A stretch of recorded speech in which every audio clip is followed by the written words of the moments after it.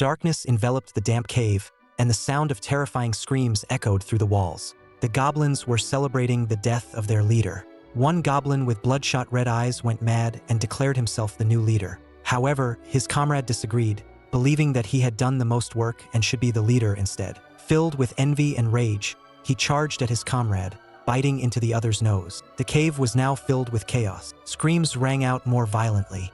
Other goblins gathered around, watching the battle with amusement and betting on who would win. It was their favorite pastime. Chaos brought endless joy to these simple souls. However, amidst the excitement, they discussed bringing the prey out to satisfy their desires because the old leader had hidden a human girl and had not touched her yet. They started whispering to each other, plotting to find and take her for themselves. Some goblins hesitated because the prey was protected by a different goblin. He was unlike the other goblins, while other goblins wore simple clothes to cover their private parts. He had covered himself with tattered clothes that covered almost his entire body, and his appearance was terrifying not only because of his clothes, but also because of the aura he exuded like a human being. And when the leader died, they believed that this different one would keep the prey for himself. They stared at the strange goblin. They would follow him and snatch the girl when they had the chance. Some smarter goblins, they suggested waiting a little longer because their strongest members had gone ahead to find the prey. They were planning to let the strange goblin fight. Those guys then take advantage of the chaos to kill him and finally take the prey for themselves. However,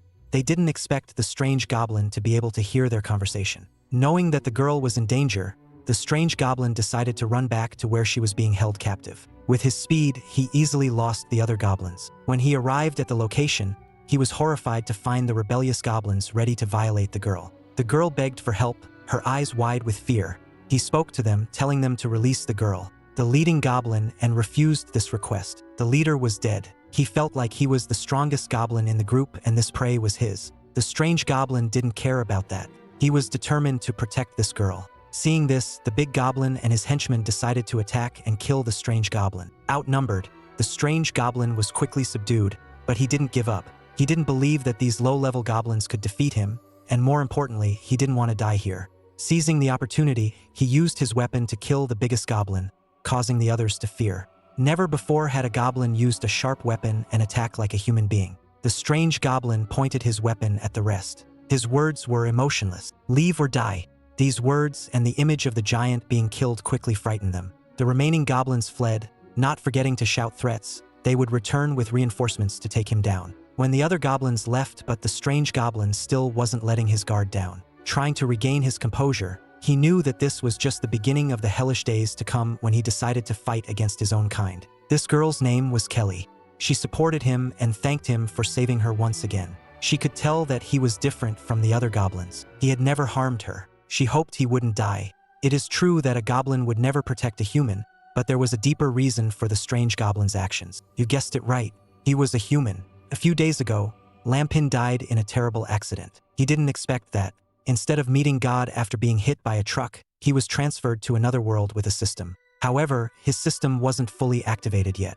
Besides being able to see some stats, it didn't seem to have any other functions and it seemed quite useless. But since meeting Kelly, she told him about the role of those stats in this world. This world was ruled by gods with many powerful monsters, and humans had demonstrated their role on this continent through absolute power. Unfortunately, the goblin he was reborn as was the weakest and dirtiest monster in this world, and his stats were extremely low, so he would be easily killed by his own kind. Currently, he was level 5, HP 20, Strength 5, Defense 5, and these stats gave him an overall strength of 30. Luckily, his name didn't change. He was still Lamveen. However, there was still a way for him to become stronger here, and that was through mating with girls in this harsh reality. Goblins were capable of becoming stronger through constant mating and procreation. However, they do not have a female gender, so they could only mate with other female creatures. That's why goblins constantly plundered and kidnapped women. Lam Tien, a former human, found doing so completely against his morals, but to survive he had to be stronger. This issue always worried him. Seeing Lam Tien's worry, the girl told him not to think too much. After spending days with him, she knew that he was completely different from the other goblins and really didn't want to live with them. With a hopeful smile, she promised that when the knights came to rescue her, she would tell them about how he saved her because the knights were always fair and just. They would surely agree to let him live in her village. Her optimism gave Lam Thin hope. He believed what she said. He was full of hope, even if the system couldn't activate immediately. As long as he persevered until the humans came to rescue them and gained the protection of humans, he could survive. Then he could slowly figure out a way to fully activate the system. However, things weren't as easy as Lam Tien had hoped. A scream, a sign of the goblins returning to them without hesitation. He ordered Celia to hide and she obeyed. Immediately, the first goblin appeared. It charged wildly at Lam Tien, screaming that humans had appeared and that it wanted to mate with the girl to become stronger because it knew that once it became stronger, it wouldn't be killed. The goblin ran frantically looking for Celia. However, its haste made it an easy target for Lam Tien, who quickly killed the unfortunate goblin. Lam Tien quickly informed Celia that humans were here to save her. Kelly's face lit up with joy. She assumed it was a knight. She said she would go out to check. Thini looked at her with concern. The appearance of a knight meant Celia would be saved, and perhaps an opportunity for him to prove his worth. But his excitement was stifled when he saw a knight easily killing the other goblins with his strength. The knight wasn't putting in much effort to deal with the goblins. This human seemed to be venting his anger, clearly complaining that these filthy creatures had ripped his clothes. Seeing the human stats lamp, Thien was incredibly surprised. His name was Loader, level 25 with strength 30 and defense 50. Equipped with platinum armor and an iron sword with a total power of 400. This was the highest stat Lamp Thien had seen since coming to this world, making him question if Loader was actually human. While Lamp Thien stood in place, amazed at how easily the human dealt with the goblins, Kelly excitedly approached, addressing Loader. Delighted to see him, however, Lam Tien quickly noticed that Loader was raising his sword to attack Celia. With quick reflexes, he pushed her away from the attack just in time. Despite saving Celia from death, the sudden attack baffled Lam Tien. The Holy Knights were supposed to be here to save people. Why were they attacking Celia? He assumed that because the cave was quite dark, he had mistaken the girl for a goblin. But that didn't seem to be the case, as Loader angrily expressed his disdain for a goblin. Having dodged his attack, Celia quickly tried to explain she was a human, but Loader told her to be silent because he knew who she was. However, he believed she had been defiled by the goblins and might even be pregnant with their child. It was laughable to him that someone as filthy as her would expect mercy from him. It would be better for her if she repented her sins and paid for them with death. Celia begged him, insisting that even though she was captured, she hadn't been defiled by the goblins. Then she pointed to Lam Tien, explaining that he was the one who had protected her. But unfortunately, Loader didn't believe a word she said. The idea that a goblin had saved her and wasn't a human enemy was beyond the bounds of a believable story. He raised his sword to end her. Lanthianine couldn't believe what he was seeing. He didn't expect things to end so quickly. With no other choice, Lampkin stepped forward without hesitation, pushing Kelly aside and facing Loader. He hoped there would be enough time for Kelly to escape. Lampkin grabbed his crude weapon and lunged at Loader. This was an outcome he hadn't expected, but even if he had to sacrifice himself, he wanted to protect the girl. This could be the act that would prove he was once human. But before the collision, an aura enveloped Lampkin, leaving both him and Loader astonished. This magic came from a woman dressed in white. Her aura exuded holiness and solemnity. She demanded Loader stop because she felt this goblin was strange. This woman was none other than the Saint Ephra. Seizing the opportunity, Kelly crawled over and begged her to save them. Ephra helped Celia to her feet and presented her to Loader, who had tried to kill her just minutes ago. Then Ephra turned her attention to Lamine and asked if he could understand what she was saying. Lamine was trapped within the barrier according to what Celia had told him. Ephra was the saint and the spokesperson for the divine temple. She could be his only hope of leaving this place alive. Lamartine quickly responded that he could understand. He took a deep breath and kept saying he wasn't a monster of this world, and he used to be human, but he became this way due to an accident. He could explain everything if she took him along. While Loader thought this goblin was just a bit smarter than the others, Ephra smiled. Goblins are usually stupid and lowly creatures. They can't think or speak fluently, but this goblin can speak, and this might be a blessing from the Holy Mother. The Holy Woman Ephra turned to Celia and asked her to confirm if this goblin really didn't hurt her. Celia happily confirmed that Lamine not only didn't hurt her, but he protected her from other goblins and gave her food. This pleased Ephra. She realized the strangeness of the goblin. She decided to take it back to the temple and study it thoroughly before making any decision. Hearing this, Kelia was very happy because she fulfilled her promise to the goblin. Ifrit then turned to Lamp and asked if he was willing to go with them. Hearing this, Lamp, Tien was very happy. He immediately replied that he was willing. Finally, everything seemed to be getting better for Lamp Tien because he was with someone who could listen and understand reason. With a snap of her fingers, Ifrit quickly broke the barrier that imprisoned Lamp. Then she ordered everyone to prepare to leave. Lamp Tien felt a sense of safety about his future, which he was incredibly grateful for. So he immediately approached Effort to express his gratitude, promising that he would repay her. But as he looked closer at her face, he noticed a cruel smile that took him by surprise. The next thing he heard was a sound he was all too familiar with, the sound of metal piercing flesh. He knew what was happening, but he turned back in fear. The fear was immediately confirmed. Celia was killed. The lifeless body lay motionless on the cold ground. Lamartine was stunned, unable to move. The shock was too great, just as he thought things were getting better. Turned out to be a cruel lie. At this moment, the voice of the woman he thought was the savior rang out, along with the cruel laughter. She mocked his naivety and said that his willingly following her was the best way to repay her, and Lamartine understood the cruel reality of this world. A week has passed in the village. The bell tolls, summoning everyone to the town square. As they gather, Loader addresses the assembled villagers, announcing the devastating goblin attack on Bright Town. This incites fury among the villagers. They demand blood for blood, seeing humans and goblins as sworn enemies. Exactly the reaction Loader had hoped for. After whipping up their hatred, Loader begins to praise the temple. The knights, he explains, acting on the temple's behalf, have slain these goblins and avenged the villagers. Then the Holy Maiden Fia steps forward with her powers. She creates a dazzling spectacle, urging the villagers to continue praying to the temple.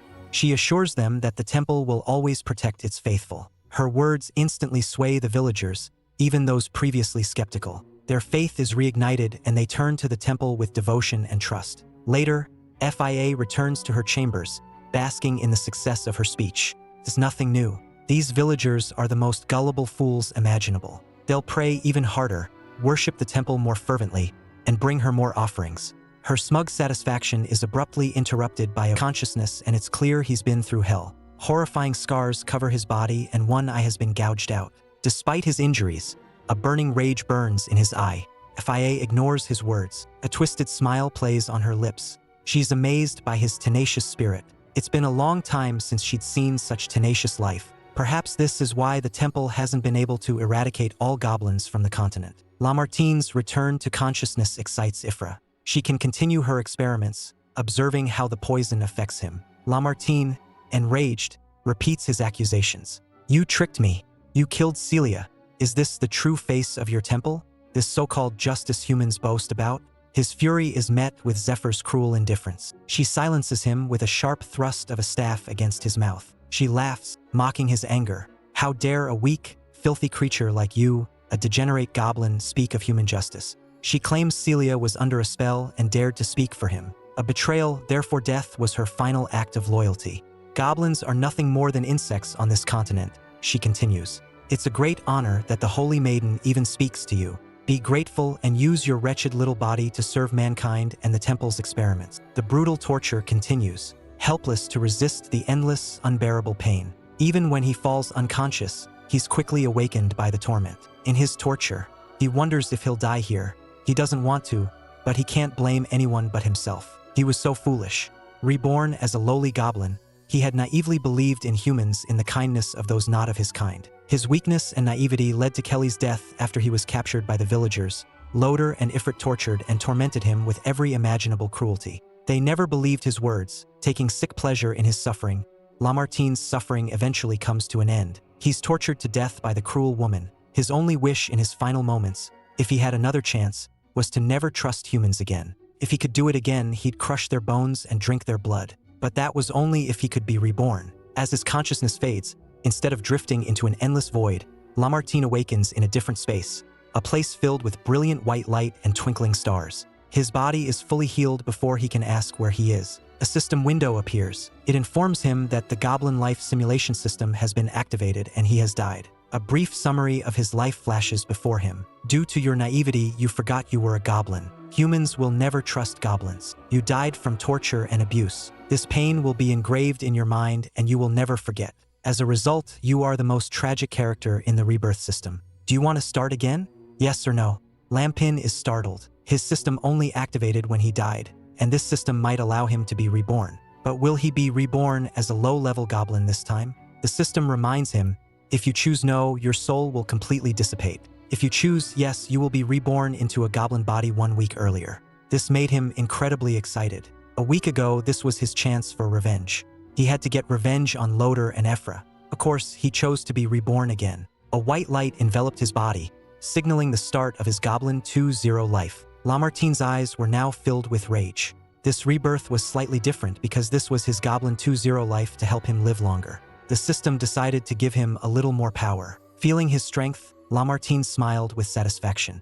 Even if it was just a little, coming back to life was the most important thing. But it seemed this was his only chance, because the system immediately warned him of danger. People from the temple were coming, and if he died again, he wouldn't be reborn. This shocked him, but he didn't expect more. Being reborn once was already a miracle. He wasn't strong enough to fight the temple yet, so he immediately asked the system what he could do. The system explained that it was called the Goblin Life Simulation System. It could simulate his life and predict future events. Each different choice would lead to different outcomes. Each simulation required 24 hours to complete. After the simulation, he would earn points from each simulation, which he could use to exchange for items in the system. This made Lamartine chuckle. This simulation method meant he could see the future, so he immediately started using the simulation. The system reminder displayed the current situation. Escape the Goblin Cave. To escape, he had to make choices. 1. Warn his goblin friends and unite to face the humans. The reward would be 10 points. 2.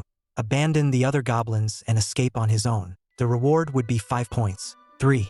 Hide in the cave and pray the temple. People don't find him. The reward would be 0 points. Lamartine thought about it. Even though there were 3 options, he was sure that even if all the goblins in the cave united, they couldn't defeat Loader. The battle would end with their deaths, and he wouldn't be able to escape. But he still chose to simulate the first option. He hoped that, with the points he earned, he could exchange for a weapon from the shop. Then he could kill a Loader with a sneak attack. As predicted, after the simulation, all the goblins were killed. The result was a complete failure. The system asked him to think carefully when making decisions and also gave him 10 points. Lamartine was happy that he got the points even though his plan failed. He quickly opened the system's shop. Many weapons appeared immediately and he could exchange for them, but the problem was that his points were too low. The only thing he could exchange for was a short knife. It could increase his movement speed by 10% and his strength by 15 points. He grabbed the knife, those stats were immediately added to his information panel. At this point, Lamartine remembered Celia.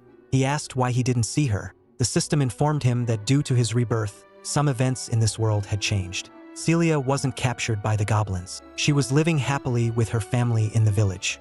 Knowing this made Lamartine very happy. A smile appeared on his face. He felt he had fulfilled his promise to bring her home. Now he had no worries on his path to revenge. The thing to do now was to escape and survive. He chose a narrow exit to go out. This place was small, so there would definitely be fewer guards. There were only 2 guards outside. They were discussing their work. These goblins were very weak and thin. Heard their conversation. He carefully advanced to the entrance of the cave. The 2 guards talked to each other. Since this passage was small, any goblin that ran out would be easy to kill. Loader had asked them to kill any girl who ran out and not let them return to the village. This conversation confirmed Lamson's belief that everyone in the temple was a bunch of bastards who were willing to kill their own people. Therefore, a goblin like him had no reason to be merciful to them. Lamson pinched his nose, trying his best to imitate a woman's voice of distress, and pleaded for help. The guards immediately paid attention to it. They wanted to kill the girl and receive a reward from Loader. One of them entered the cave with a knife behind his back. He told the girl not to be afraid. He was a temple man and he was here to take everyone home. But instead of a woman, it was Lam Thin, with a sharp knife pointed at the knight at the exit. The knight noticed the strange behavior of his comrade and decided to check on him. As he approached, he was shocked to see a goblin standing there in a flash lamp themed through the knight's body away, then charged toward the terrified knight at incredible speed, doing what he did. The knight offered Lamartine a bag of gold and a beautiful woman, promising to select the most alluring one for him. However, for a man like Lam Veen who had been betrayed, these words only fueled his anger. The knight's true nature was exposed. He had planned to use Lam Tien's hesitation to kill him, but it was all part of Lam Tien's plan. He swiftly and coldly ended the knight's life. Lam Tien felt pity for the man's family, but he understood that sometimes ruthlessness was necessary. Evil needed to be eradicated, especially now that he was no longer human. His attention was drawn to a voice coming from the forest. It was louder and his men heading towards them. Lam Tien quickly took off the knight's clothes and left in a hurry, promising to find Loader and Ephra soon. Later, Loader and Ephra arrived at the scene. They were stunned to find the bodies of the 2 temple knights. After examining the bodies, Loader suspected the goblin ambush. The clean, swift cuts were unusual. Ephra thought it was impossible for a regular goblin to kill both knights. She believed a goblin capable of such a feat must be a mutated one. Loader agreed with her assessment. He was furious that the knights could not handle a mutated goblin, and allowing it to escape was a bad sign. Loader, furious, kicked one of the corpses. Enraged that these knights couldn't handle a mutated goblin Ephra her lips, Licking couldn't control her excitement and cruelty at the thought of obtaining such a unique specimen for experimentation. Night fell and the moonlight cast an eerie glow on the forest. Lantern panted heavily, happy to be alive. He had run until exhaustion, but he couldn't afford to let his guard down. He tried to recover as quickly as possible to continue his journey. He realized that they hated goblins so much, so he would use the goblin way to deal with them. Goblins could upgrade their attributes for mating and cannibalism, both increasing strength and creating stronger generations. Lamartine's mind was consumed with hatred in this life. He wanted all men to experience only the happiness of death, and all women to kneel and weep at his feet, especially Loader and Ephra. But his thoughts were interrupted by the rustling of leaves. He grew worried, thinking it was one of Loader's henchmen still pursuing him. He decided to strike first to gain an advantage. Without hesitation, Lambkin stood up and charged at his opponent. The unexpected appearance of Lamb Thin shocked and frightened the stranger, who stumbled backward. Lamb was shocked to find that this was a goblin. The sound it made him think that it could speak. Inertia made Lamb Thin also fall forward after recovering his posture. Lambkin was surprised to find that this goblin had characteristics of a female. Why was a female goblin appearing at this time? According to everyone's knowledge, goblins were only male reproduced by mating with other creatures. Her presence had changed Lam Tien's entire perception. In confusion, his eyes were fixed on the female goblin. She thought he was about to do something. She quickly sat up and begged him not to hurt her, explaining that she was just fetching water. This only made Lamb Thin more worried. How could this goblin speak complete sentences like him to find the answer? He used his assessment skill to check her attributes. She was level 3, but her profession was God's messenger. She had the titles of Fallen God, Pure Soul with attributes Blood 10, Energy 2 Defense 1 with the skills of Devour and Wild Growth. Her overall strength was 10, and Lanvin was surprised to see the special note. When a male goblin combines with a female goblin, they will become the legendary goblin god. This made Lam Tien have an unclean thought, because if he mated with her, he would have immense power. As if seeing the dark thoughts in Lam Tien's eyes, the girl backed away in fear. She said she was caught by the patriarch to fetch water. If she didn't bring the water back, she would be beaten to death by the patriarch. Seeing the girl scared, Lam Tien spoke up and apologized. He said he didn't mean to scare her. He also patted her shoulder to comfort her, saying that if she cried, it would attract the attention of bad people. But the girl didn't care for Lam Tien's actions. She was concerned about why Lam Thin could also speak in a complete way like her. Her eyes lit up with excitement. Lamartine laughed and nodded because of her cuteness. This was reasonable because ordinary goblins couldn't speak, and maybe she rarely talked to other people in the tribe. However, Lamartine's line of thought was once again interrupted. He noticed the girl was clinging to his cloak. She said Lamartine was good because the other goblins just beat her up. This was the first time a goblin treated her like this. The girl suggested that Lamartine return to her tribe with her. This surprised Lamartine. He didn't expect there to be a goblin tribe nearby. He still didn't know if the Loader people were chasing them. It wasn't suitable to ABC right now, and he needed to find a safe place to hide. Lamartine's eyes lit up. This was a good opportunity for him to recruit his first followers. Right after that, he suggested that the girl take him to her tribe. The girl agreed without blushing. It seems because this was the first time she met a goblin as handsome as this. She immediately agreed to take him to her camp. Soon after they arrived at the goblin camp, Lampion's appearance made the other goblins extremely wary because he was a stranger and dressed like a human, something goblins had never seen before. Lampin calmly observed with the number of goblins here.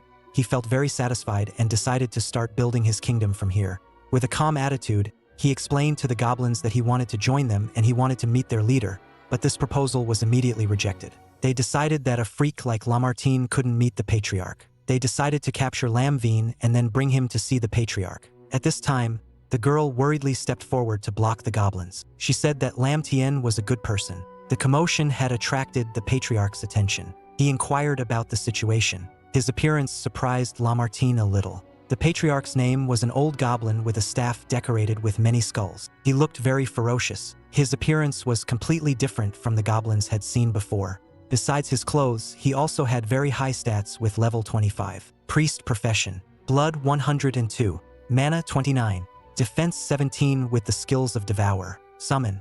Thorn. Control equipment is skull, staff and bone chains, and has an overall strength of 200. Lampton's eyes lit up with vigilance. He didn't expect there to be such a strong goblin in this tribe. The goblin leader, after appearing, slowly walked towards Lam Thin. He looked at the female goblin, asking if she had brought the stranger back to the camp. The girl, filled with worry, confirmed that she had brought Lam Tien to the camp, explaining that he had nowhere else to go with his terrifying red eyes. The leader praised the girl for doing a good job, but then, to her surprise, he ordered other goblins to grab Lam. Thin, exhausted, stating that she couldn't walk anymore. She had been walking all day and was utterly drained. She didn't receive any help from her own kind. Instead, they beat her, calling her ugly and threatening to kill her if she didn't find the iron ore. She kept pleading, but the abuse didn't stop. They wanted to kill her right then and there for being lazy. Unable to bear the sight, Lamartine picked up a rock and threw it at the head of one of the goblins. This action caused them to look at him with angry eyes. Lamartine explained that he wanted them to follow and help find the iron ore, not to fight. He said he would tell them what iron ore looks like, and that if they wanted to live in return, they should go to the valley ahead and bring back some iron ore. If they didn't listen, he would kill them right then and there. Lamartine took out his knife and glared at the three goblins with a terrifying expression. This threat terrified them as they imagined him killing them with the iron weapon. They rushed off to find iron ore, not forgetting to threaten Lamartine with death if he failed to create weapons.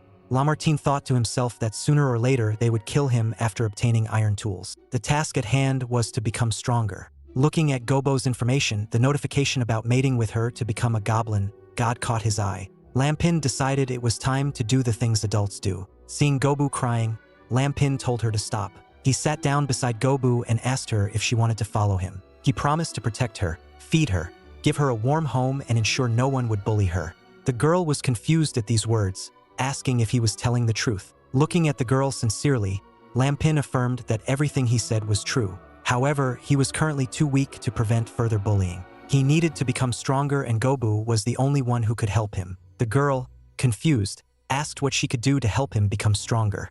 Anthene felt a little embarrassed, but he said that if they mated he would become stronger. This made the girl's face turn red. The girl looked at Lampin with suspicion, asking if he was telling the truth. She said she had never tried this before. Lampin was also a little flustered about bringing up this topic. He reassured her that everything would be fine and that he would help her if she wanted it. Without waiting for her response, Lam Tame gently kissed her soft lips and then laid her down on the ground. The girl, embarrassed, agreed, saying she would bear his children. Then, shy sounds echoed through the air. At the same time, notifications appeared one after another, informing him that mating had raised his current level to level 7, and the sound of upgrading echoed. The increase in level also increased his attribute. After a while, Lamthene's body began to change, his muscles becoming more defined.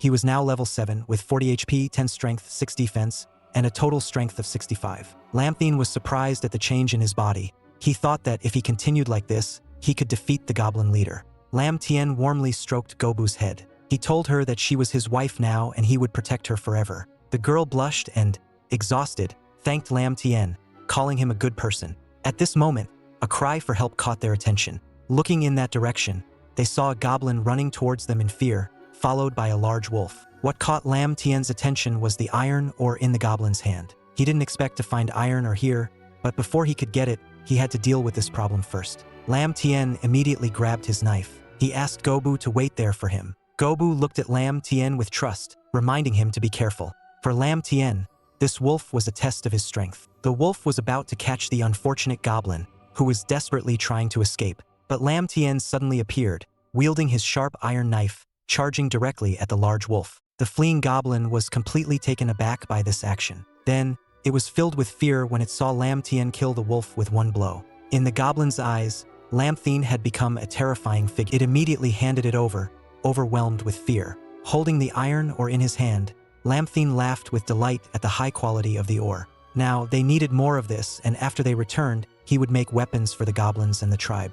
2 days passed, and with the help of other goblins, Lamthene was able to successfully create a spear with an iron blade. Although it wasn't pretty, it was a major accomplishment for Lamthene and the goblins. The goblins couldn't believe Lamthene could actually create a weapon out of iron, but they wondered if it would actually work. To prove the effectiveness of the new weapon, Lamthene easily plunged the spearhead into the tough skull of the number 1 crocodile wolf. As expected, the spearhead easily pierced through. This demonstration astonished the other goblins. The goblin Lamdeen had saved before was incredibly excited, pointing at the crocodile wolf's corpse. He said he had seen Lamdeen kill the wolf in just a few seconds using the iron weapon, and that he really could make weapons. The other goblins agreed that the iron spear was much more powerful than the stone spears. While the goblins were discussing, Lamdeen held the spear high and asked them if they wanted weapons like this. Without hesitation, the other goblins shouted excitedly that they wanted one, and they hailed him as a god. Only one of the goblins present was not happy. The goblin leader was angry that a newcomer had stolen his respect. The leader grabbed attention by slamming the skull-headed staff in his hand onto the ground with menacing red eyes. He admitted that Lamtheen wasn't lying. Creating a weapon out of iron was a miracle, but it wasn't enough for Lamtheen to stay in the tribe. While Lamtheen and the other goblins listened, the leader demanded that Lamtheen create 50 iron spears within 2 days. After making his demand, the leader immediately left. The other goblins didn't agree with this condition, but they didn't dare object. They felt the leader was too cruel, and they decided to help Lamtheen complete the task. Lamtheen wasn't surprised by the condition. He laughed confidently. He felt it was very advantageous that he had now earned the respect of the other goblins. Livery, Lamtien had completed 50 iron spears. The goblins in the tribe were also very happy that Lamtien could stay in the tribe. With the same menacing look and cunning smile, the leader said he was very satisfied that Lamtien had completed the task and could now stay. To celebrate Lamtien joining the tribe, the leader decided to hold a feast and demanded that everyone participate. The goblins immediately started dancing and celebrating. The feast quickly took place around the bonfire. Gobu cut out a piece of pork and brought it to Lamphine. This was the best part, so she wanted him to eat it. Lamphine happily accepted, but after eating for a while, a sharp pain hit him. Lamphine fell to the ground in agony, and Gobu was terrified. It was clear that Lamphine had been poisoned. The poisoner was none other than the leader. He walked up to Lamtien with an evil smile. He told Lamtien he was too stupid. The leader said he knew Lamtien's true intentions, and those who dared challenge his authority had only one place to go: hell. Before Lamtien could speak, the leader grabbed Gobu's hair and pulled her towards him. The leader said he saw that Lamtien cared about her very much, so now he would let Lamtien experience the pain of watching her die in front of him. A red line of blood appeared on Gobu's neck as the leader's claws stabbed into her. The leader wanted to crush Lamtien's arrogance and make him suffer. In Gobu's terrified eyes, a red stream of blood spurted out. But it wasn't Gobu's blood. It was the leader's, as his arm was cut off. Lamtien had done it. The leader fearfully asked why he could move after being poisoned. Lamthine smiled. He said the leader was an idiot. When facing a villain like him, he was always vigilant and he was just pretending, but actually Lamthine knew he was going to be poisoned because the system had warned him. The leader was now incredibly angry. He had no choice but to fight. He had lost an arm, so his fighting power had decreased. He used the bone chain in his hand to attack Lamthine. Lamthine also quickly attacked. With his speed, Lamthine easily dodged the attack. Lamthine jumped and his iron knife aimed at the leader's head. The leader was killed. The goblins saw that their leader was dead and were terrified. Lamthine looked at them and declared that he would be their new leader. He would lead them to become a powerful goblin tribe, and they would always have meat to eat. Lamthine hugged Gobu and raised his knife high. He declared his supremacy over the tribe. With Lamthine's strength, the other goblins readily agreed to him being their leader. After all, they were simple-minded creatures who only cared about meat and mating. And the reward Lamthine gave for their loyalty was the leader's corpse. Given permission, they immediately revealed their vicious nature. They devoured the corpse in a cruel and savage way, making Lamthine feel disgusted. But this was the reality of life. What mattered to him now was building his tribe, nurturing the next generation of goblins to make the tribe stronger. This was just the first step on his revenge. Amidst the chaos, no one noticed one pair of eyes watching everything from afar. It was a golden-haired elf girl. As she witnessed the scene, she wondered what was happening. Under the hazy moonlight of the strange world, amidst the ominous shadows of the trees, strange-looking houses appeared. A figure moved with incredible speed, taking just a few leaps to enter a brightly lit house. But what was truly striking was the horrifying scene below. Countless withered, blue goblin corpses hung from large bones. If Lin Tian had witnessed this, he would have been terrified. The elf girl stopped in front of a house. This was the one who had secretly watched Lin Tian's tribe. The princess of this elf tribe, Kasana, a guard elf, saw her and was overjoyed to see her return. Ignoring the guard, Kasana immediately went inside. The guard was worried, wanting her to stop, as if there was something inside. Before she could turn away, the queen's voice rang out. She demanded Kasana stop and asked what urgent matter brought her there so hastily. Kasana's eyes turned serious, and she once again mentioned the goblin tribe in the forest. The queen didn't seem interested. She considered goblins low-level, weak, and filthy creatures. Kasana quickly explained, "I found the remains of a bear in the demon forest, completely chewed up. There are signs of a struggle. Many goblin footprints on the ground." The bear was likely killed by goblins from the demon forest. That giant bear is practically the strongest creature in the forest. Those goblins shouldn't be able to kill it. Her voice grew anxious. A few days ago, I saw the goblin leader killed by a young goblin. I'm worried the bear's death is connected to that goblin. The queen was slightly surprised to hear about the new leader, but didn't seem overly concerned. What interested her was the growing number of goblins. The queen snapped her fingers, asking the man to continue serving her. She ordered Kasana to lead a group to eliminate the goblins, but told her not to kill them all, leave a few alive. This wasn't out of kindness. The queen wanted to harvest the hearts of living goblins to brew a tonic for the elf men in her tribe. Of course, Kasana knew the effects of this potion. Hearing this, she face flushed again. Due to Kasana's diligence, the queen offered her a man for the night. She even asked if Kasana had any special requests. Kasana was startled. This reward embarrassed her. She said she had to check on some things tonight and quickly bid farewell to her mother.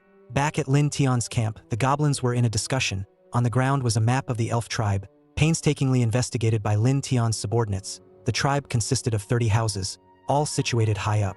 Lin Tion praised his subordinate, promising him 2 elf girls as a reward after defeating the tribe. He told everyone to prepare iron weapons. Hearing about the reward of 2 elf girls, the goblin was excited and eager, immediately going to tell everyone to prepare their weapons. Lin Tion's expression wasn't joyful at the prospect of attacking another tribe. This was a world where strength determined survival. If he didn't build his tribe into a force, sooner or later, they would be destroyed. Lin Tion carefully analyzed the situation. There were 30 houses in the village. If each housed 2 elves, there would be a total of 60 elves. Adding the 10 elves guarding the mine, the tribe would have at least 70 people. Looking back, since their leader's death, Lin Tion had led the goblins in crafting weapons and hunting monsters, leveling up their abilities. The goblins, under Lin Tion's command, swept through the forest like a tidal wave, slaughtering countless monsters. These monsters, of course, were eaten.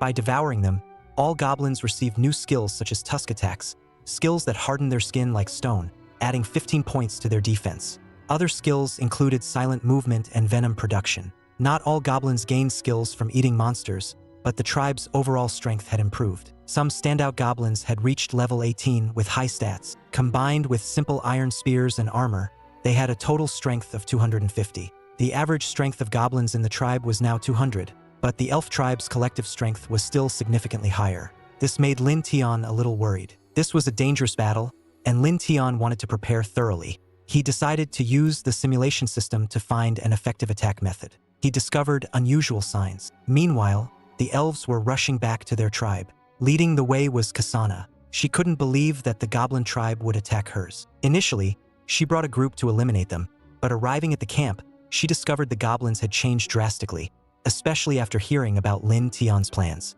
She wanted to return and report to her mother, but it seemed too late. She was discovered, and arrows flew towards the elves. Now, Kasana lay injured on the ground, terrified. Around her were the bodies of other elves. In the distance, Lin Tion and the other goblins were approaching with sinister smiles. They were delighted to find a live elf. Kasana tried to flee, but she couldn't get up. The wound felt strange, as if the arrow had been poisoned. Lin Tion spoke, surprised at how easily he'd captured Kasana. He said she had arrived at the perfect time. Lin Tion coldly ordered his subordinates to capture all the elves. Kasana was awakened by an unknown liquid, her soaked form revealing stunningly beautiful lines, her dazed eyes evoking thoughts of wicked deeds. The goblins stared at her with lustful gazes, their desire for her undeniable, waiting for the opportune moment. Lampthine grabbed Kasana, acknowledging the undeniable allure of the elf's body, sending the goblins into a frenzy. Capturing her would grant them a chance to defeat the elf queen. Gazed upon as prey, Kasana trembled. She attempted to intimidate Lampthine, calling him a coward. She declared herself the princess of the elves, questioning why he dared kidnap her and threaten her people. She claimed her mother's kindness had allowed Lampthine and his goblins to survive, for they would have been eradicated long ago. She warned him that if he dared touch her, the goblin queen would annihilate all goblins here. Lampthine only sneered at her threats. He flung Kasana to the ground, mocking her claims about the elf queen's kindness. The surrounding goblins echoed his laughter. He pointed to a goblin, stating that what he had heard from his subordinate contradicted Kasana's narrative. He said his subordinates might be foolish, but they never lied. In Kasana's terrified gaze, Lampthine revealed he knew her true purpose, to annihilate all goblins in the forest. He said the elf queen wanted to keep some goblins alive, not out of kindness, but for another reason, one he wouldn't bother asking her about. He declared that tonight he would lead his tribe to find out. Since his betrayal by humans, Lam Tien had become cold and cruel to his enemies, a survival tactic, it seemed. He looked at Kasana with an emotionless expression, announcing he would personally deal with her. Kasana was petrified, uttering only faint, choked sounds, followed by a scream that echoed through the forest. It seemed Lam Tien had done something truly horrifying. The system announced Lam Tien had reached level 30, gaining 50 HP, 10 strength, 10 defense, and the skills invisibility and night vision. The scene of the elf village. From the elf queen's house came the sounds of moans of pleasure, pleas of exhaustion. Inside, the queen felt heartbroken because her evil desires were not satisfied. She felt regretful that last time she did not catch enough goblins to make tonics for these men. 3 men lay collapsed from exhaustion around her. She suddenly remembered Kasana and asked if she had returned. An elf quickly informed her that Kasana had left on a mission and had not returned, despite being past her expected arrival time. He suggested sending a party to help Kasana, which would also provide them with more goblins to kill and further boost the tribe's fighting abilities. The queen gave him full authority to send people to help Kasana and kill the goblins. A voice pierced the silence, announcing that Kasana wouldn't be returning today.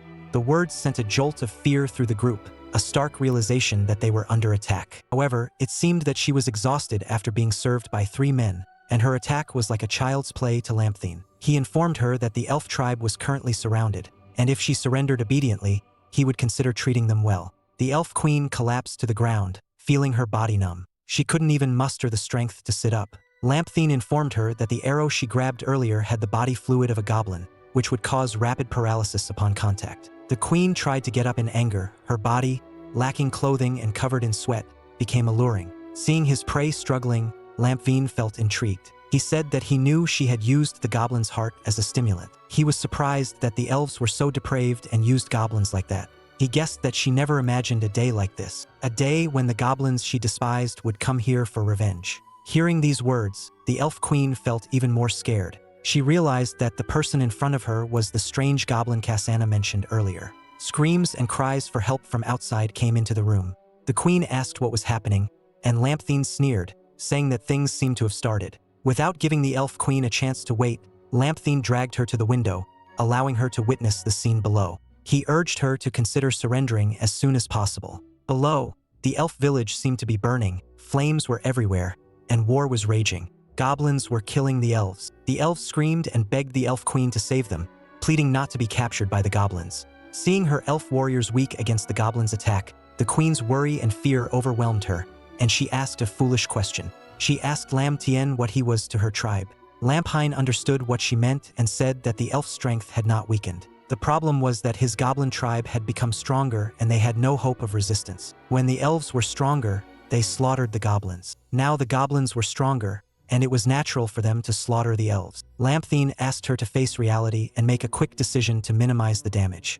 Lamthine approached the elf queen and whispered in her ear that he still needed more powerful warriors, so he would let her live. Whether the others in her tribe survived would depend on her decision right now. Outside, the elf men were still being slaughtered, and the girls were being captured by lustful hands, a barbaric scene. The queen's arrogance collapsed, and she knelt down and begged Lamthine, promised to fulfill all his demands as long as he did not kill her child. The queen sat down and showed her superiority. The plump fruits were displayed in a revealing way. She assured him that she would bring them with her and bear children for him. It is now the next morning in the goblin tribe. The sky is high with plenty of sunshine. The scenery is incredibly beautiful. Kasana and the elf queen met. Kasana was happy to see her mother again, but she is now captured. She has no hope for their future. The elf queen hugged her daughter. She apologized for underestimating the goblins. She didn't expect the goblins' strength to surpass the elves like this. Currently, there are only women and children left in the goblin tribe. They no longer have the ability to defend themselves and protect the elf bloodline.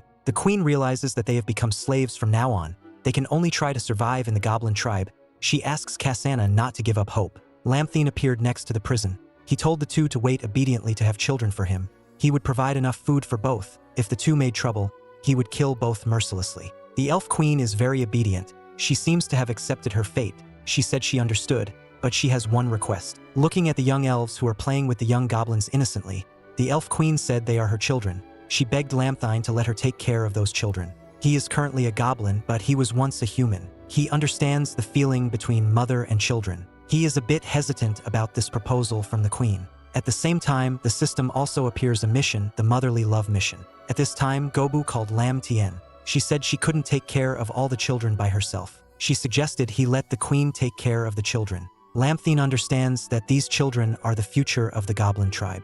After they grow up, they will increase the tribe's strength. So Lamthine agreed to the elf queen's request. At this time, Lamthine also checked his strength. He has currently met the requirements to upgrade himself with the added stats: blood plus 200, strength plus 30, defense plus 30. Lamthine was surprised when he met the upgrade conditions. The remaining stats were automatically converted into attribute points. Lamthine smiled softly. He decided to continue the path of strengthening himself by mating with strong girls. His current strength can already challenge Loader.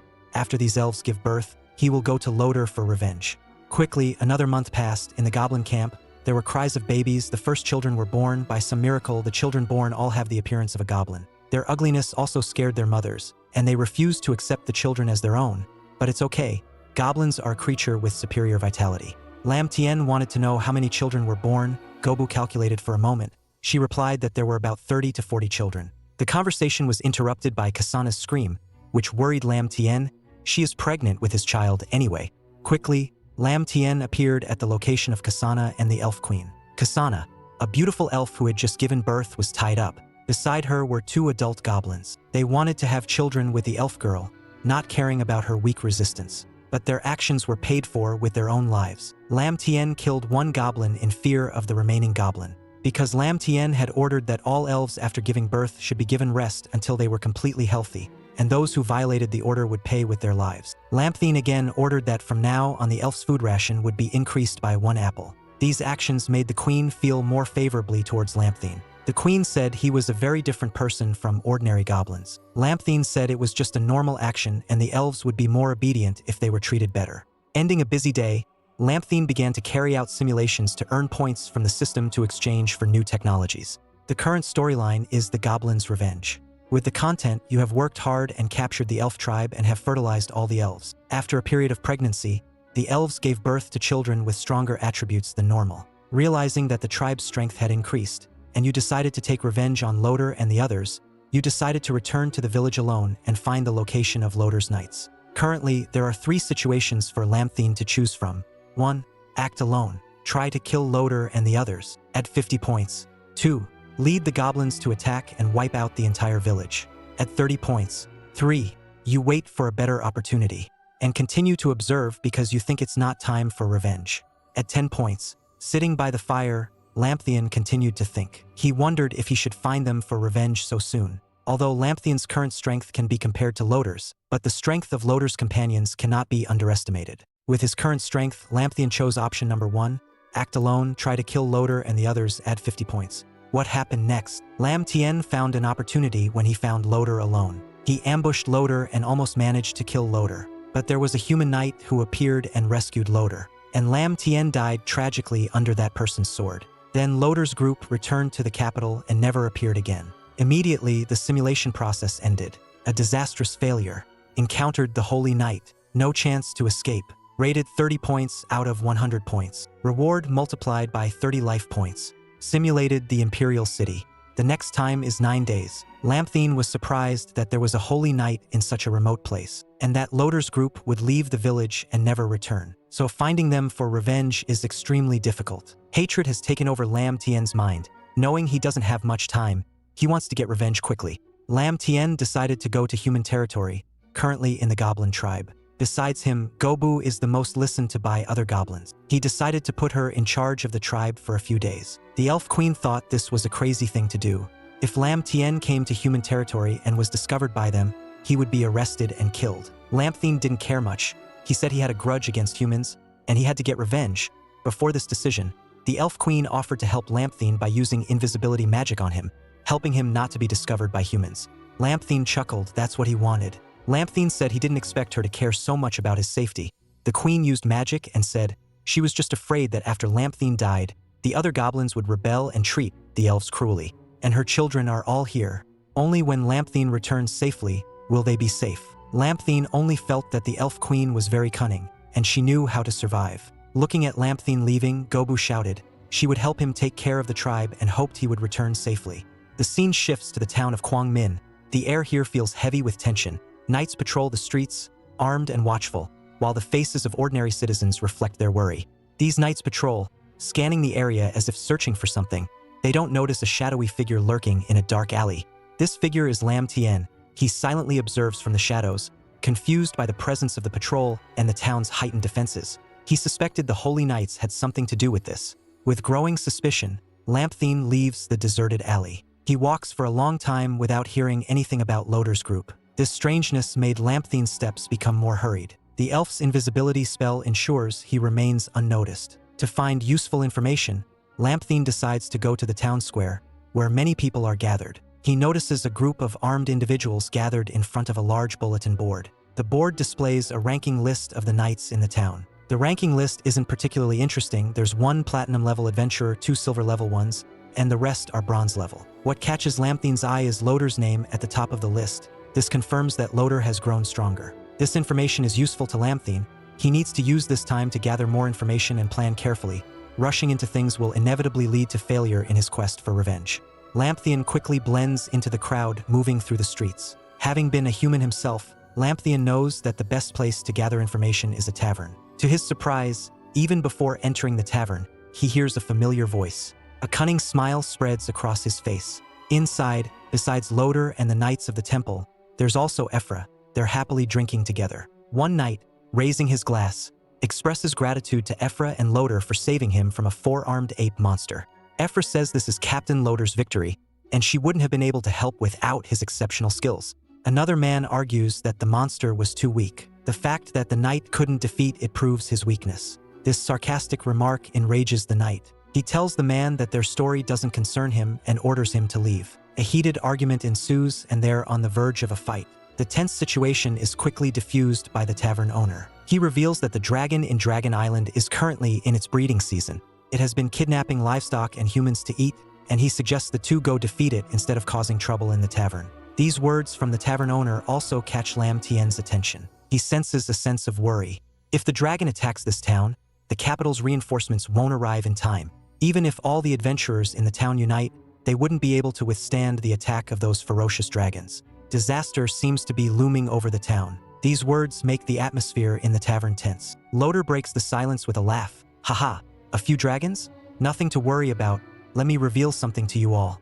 A holy knight is on her way here. Loder confidently introduces the holy knight as his teacher. Once she arrives, she will join them in defeating the dragons. The king won't need to send his army. After the situation is resolved, their group will return to the capital. This news excites the crowd. They are astonished to learn that Loder's teacher is a holy knight. They feel confident knowing that a holy knight will help them defeat the dragons. If this is successful, Loder will become the town's hero. Flattered by the praise, Loder proudly stands up and raises a toast to everyone, celebrating the holy knight's arrival and their imminent victory over the dragons. While everyone is happily drinking, Lampthine has a different plan. He needs to make the most of this opportunity. Lampthine stands up, pays his bill, and leaves. His departure catches Loder's attention. He asks why Lam Tien is leaving without joining them for drinks. Lam Tien turns his head and looks at Loder, saying, "We'll have plenty of opportunities to drink together in the future." Then he leaves. His arrogance draws the attention of Loder and his men, provoking their anger. Time flies by. The people in town cheerfully celebrate the holy knight's arrival. Inside a church, a blonde-haired woman is praying. Loder stands behind her. Loder politely addresses her, "Master, the dragons are wreaking havoc everywhere. They're getting closer to the town.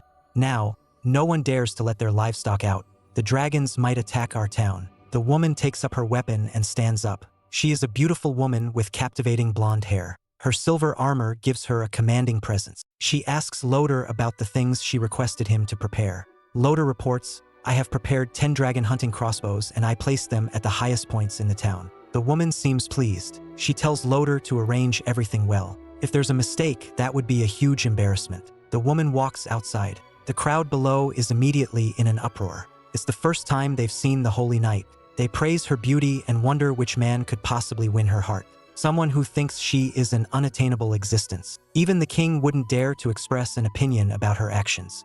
The woman looks at the worried crowd. The situation is very dangerous. It's unnecessary to gather so many people here. Order the knights to disperse the crowd. But it seems that's no longer necessary. The commotion draws the attention of the dragon. It charges at the town, terrifying everyone, and one unlucky person was taken by the dragon. The woman anxiously announces, "This is just a scout dragon." Once it appears, more dragons will surely attack here. Loader, take your men to the wall and prepare to fight. Outside the town, on a cliff, a goblin scurries along. He informs his leader that the dragons are coming. From what he observed, there are many guards on the wall. The goblin asks what he should do next. The leader tells him to be silent and wait. It's not time to act yet. This leader is Lam Tien. He has brought his army here. He's waiting for the dragons to inflict damage upon the town. Then it'll be his chance to seek revenge. Disaster struck quickly. The entire sky of the town was covered by vicious dragons. Their number was uncountable. Those who were accustomed to bullying the weak, like Ephra and Loader, were terrified when they saw the number of these fearsome creatures. Unable to escape, they could only stand there and watch what was happening. The only calm person now was the blonde knight and the soldiers who were trying to defend their home. After using a crossbow to kill a dragon, the knight looked at the soldiers. She asked them if they understood how to use the dragon-slaying crossbow. Use it and destroy those dragons. They had great faith in the power of the knight from the capital. Believing that she would help them win, they quickly put arrows into the large crossbows and aimed at the dragons to attack. Quickly, many arrows were shot and a few dragons were killed, but it seemed that these losses meant nothing compared to the immense number of dragons. The human attack was effective, but it only made the dragons more frenzied, and they realized their chances of winning were slim. Right now, the sky was covered by dragons. The ground was becoming dark. They realized something was coming. Immediately, the roar of the dragons made the soldiers' ears hurt, so much that they had to kneel on the ground. Quickly, Loader and Ephra realized that what was coming was the Dragon Mother, the leader of these dragons. Appearing in the sky of the town, the Dragon Mother's size was many times larger than the other dragons. To frighten the soldiers, they tried to use crossbows to attack the dragon, but they knew that with the Dragon Mother's huge size, these arrows could not pierce its scales. The Dragon Mother looked at the people on the wall with angry eyes, because these tiny creatures had dared to kill her children. The dragon roared, then gathered a fireball. This was its dragon fire skill. After preparing, the dragon used its skill to attack the wall. Seeing the huge fireball heading towards them, the soldiers could only run away in fear.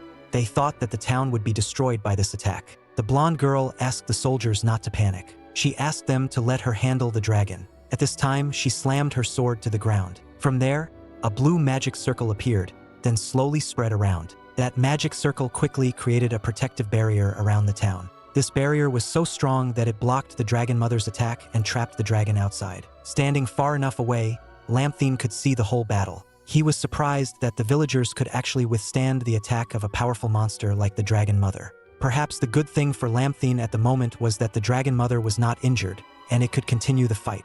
Lamthine quickly used his skills to observe the power information of the dragon. This was a monster named Dragon Mother level 79, race Ancient Dragon, with the title Dragon Island King, HP 4100, Strength 510, Defense 580, Skills Dragon Fire, Long Transformation, Dragon Roar, Ancient Call, with overall power 2900. This was the strongest monster that Lamthine had ever seen. When observing the power information of the blonde woman, Lamthine became more worried, because she seemed more like a monster than a dragon. Her name was Alicenia level 80, with the Profession Swordmaster title. Holy Sword, Strongest Swordsman, Dragon-Slaying Hero, Top Human, Heavenly Swordsman, HP 1700, Strength 690, Defense 700. Skills: Sword Chi, Man and Sword Fusion, Iron Wind, Lai Tin Wei, Tu Kayam Choi and Sin, and many other skills, and she had an overall power of 4000. Seeing Alicenia charging towards the Dragon Mother to attack, Lamthine felt frightened. He realized that her power was too abnormal, and felt happy that the one facing her was not him, otherwise he would be in trouble. The battle of Alicenia and the Dragon Mother was terrifying, but it seemed that the Dragon Mother was a little weaker than Alicenia. But with a large amount of blood, he believed that the Dragon Mother could help him by some time. Seeing the Dragon Mother and Alicenia had moved far away from the town, Lamthine thought that this was a good opportunity for him to attack. This was a chance for him to take revenge. He ordered his goblins, telling them to act according to the plan. They would enter the city and be divided into two teams. One team was responsible for causing chaos. The other team would hide and wait for a chance to attack. The goblins, with their extremely scary, greedy eyes, obeyed Lam Tien's orders and entered the town. The town was in chaos, fires raged everywhere, and dragons still circled the sky, searching for prey to attack. Loader was wounded after trying to kill a few dragons. He felt they were difficult to deal with, but they were just monsters after all. How could they defeat a brave man like him? His confidence was shattered, however, when the townspeople started screaming, announcing that goblins were attacking the town. The soldiers couldn't believe it. They thought the goblins weren't stupid enough to attack a human town. Goblins were just weak creatures in their eyes, but they were currently fighting dragons, and they didn't have time to deal with goblins. Then, A woman's scream quickly erased any doubt. She was running in terror, a horde of goblins at her heels. The sight of the disgusting goblin, since there weren't many left. He and Ephra would go deal with the invading goblins. This was exactly what Lampthine wanted, it seemed. While chasing after the goblins, Loader and Ephra stumbled into an ambush Lampthine had set up. With the prey trapped, a goblin ordered his comrades to attack. Ephra was quickly captured by a net and cried out to Loader in fear, but he couldn't help her. He was lying on the ground, riddled with arrows, surrounded by goblins. He wondered how there could be so many.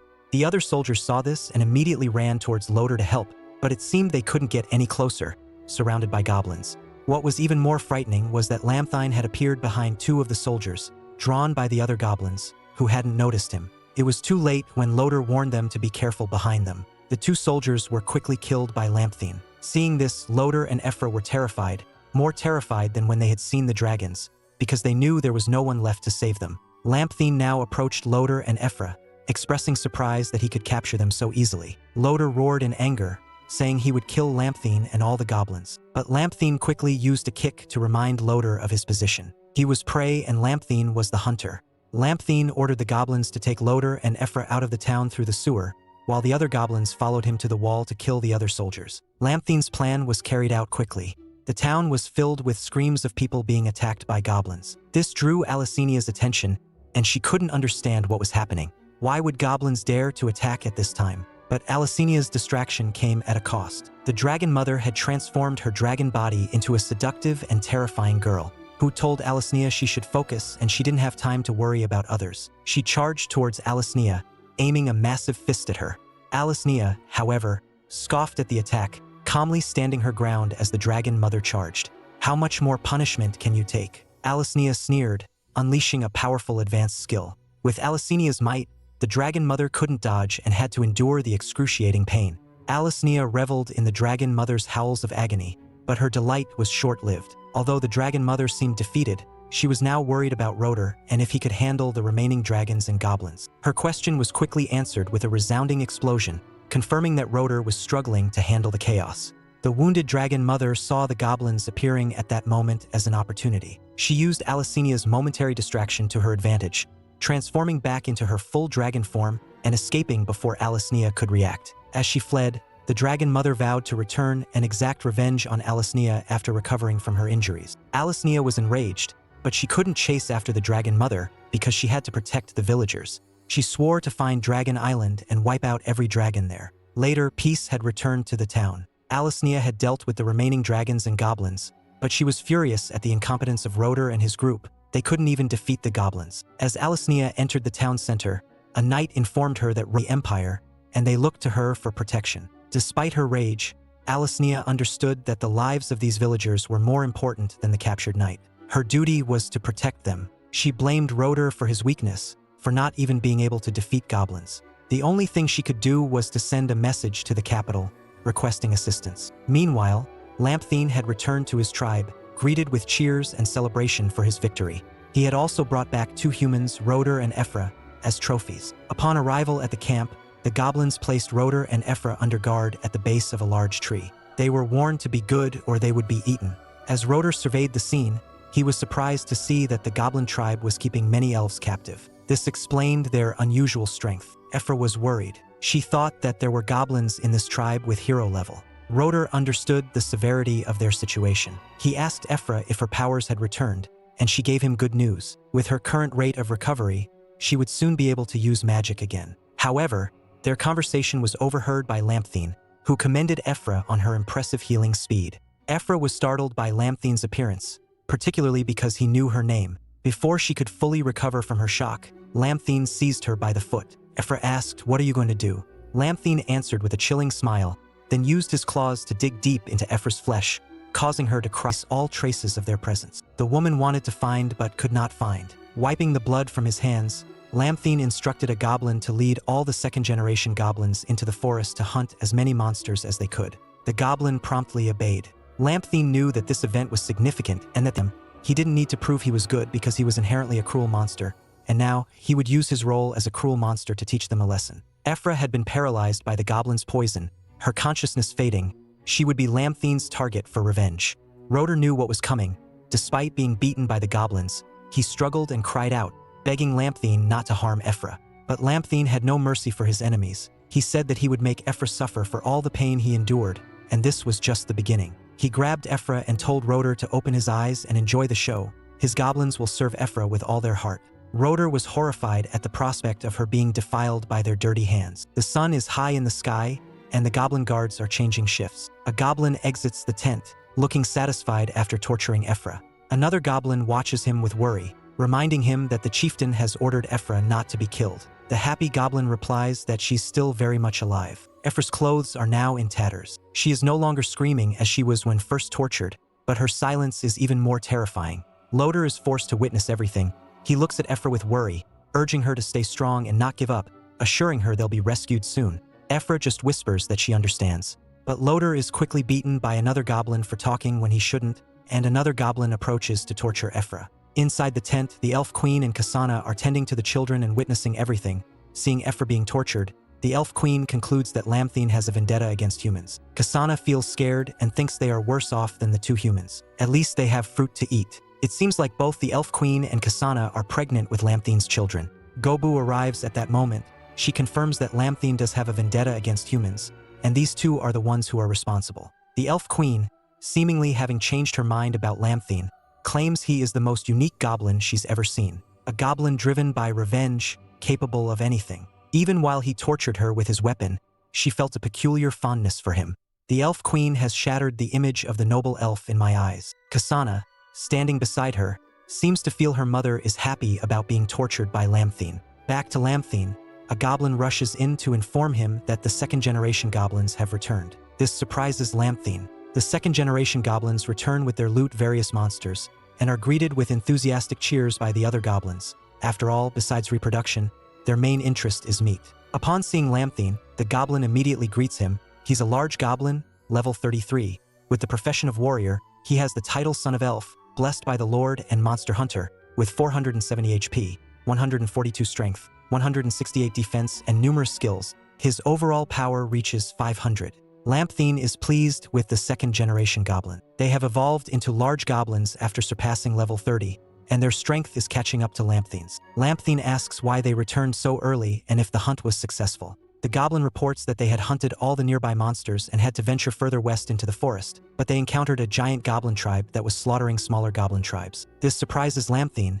It's the first time he's heard of the giant goblin race. He only knew of the demi-humans as the creatures closest to goblins in size. Another goblin informs Lampthine about this tribe. They are the bloodtooth tribe. They are all giant goblins. In a previous hunt, he had discovered a tribe being attacked by these giant goblins, and the scene was terrifying. Thinking about these large goblins, Lampthine doesn't feel worried, but excited. If he could capture their chieftain and create a third generation of goblins, they would have enough power to resist the human invasion. Loader, hearing Lampthine's words, laughs mockingly. He tells Lampthine to keep dreaming his death is approaching. He says even if goblins become strong, knights will defeat them. Lampthine stares at Loader with a terrifying glare.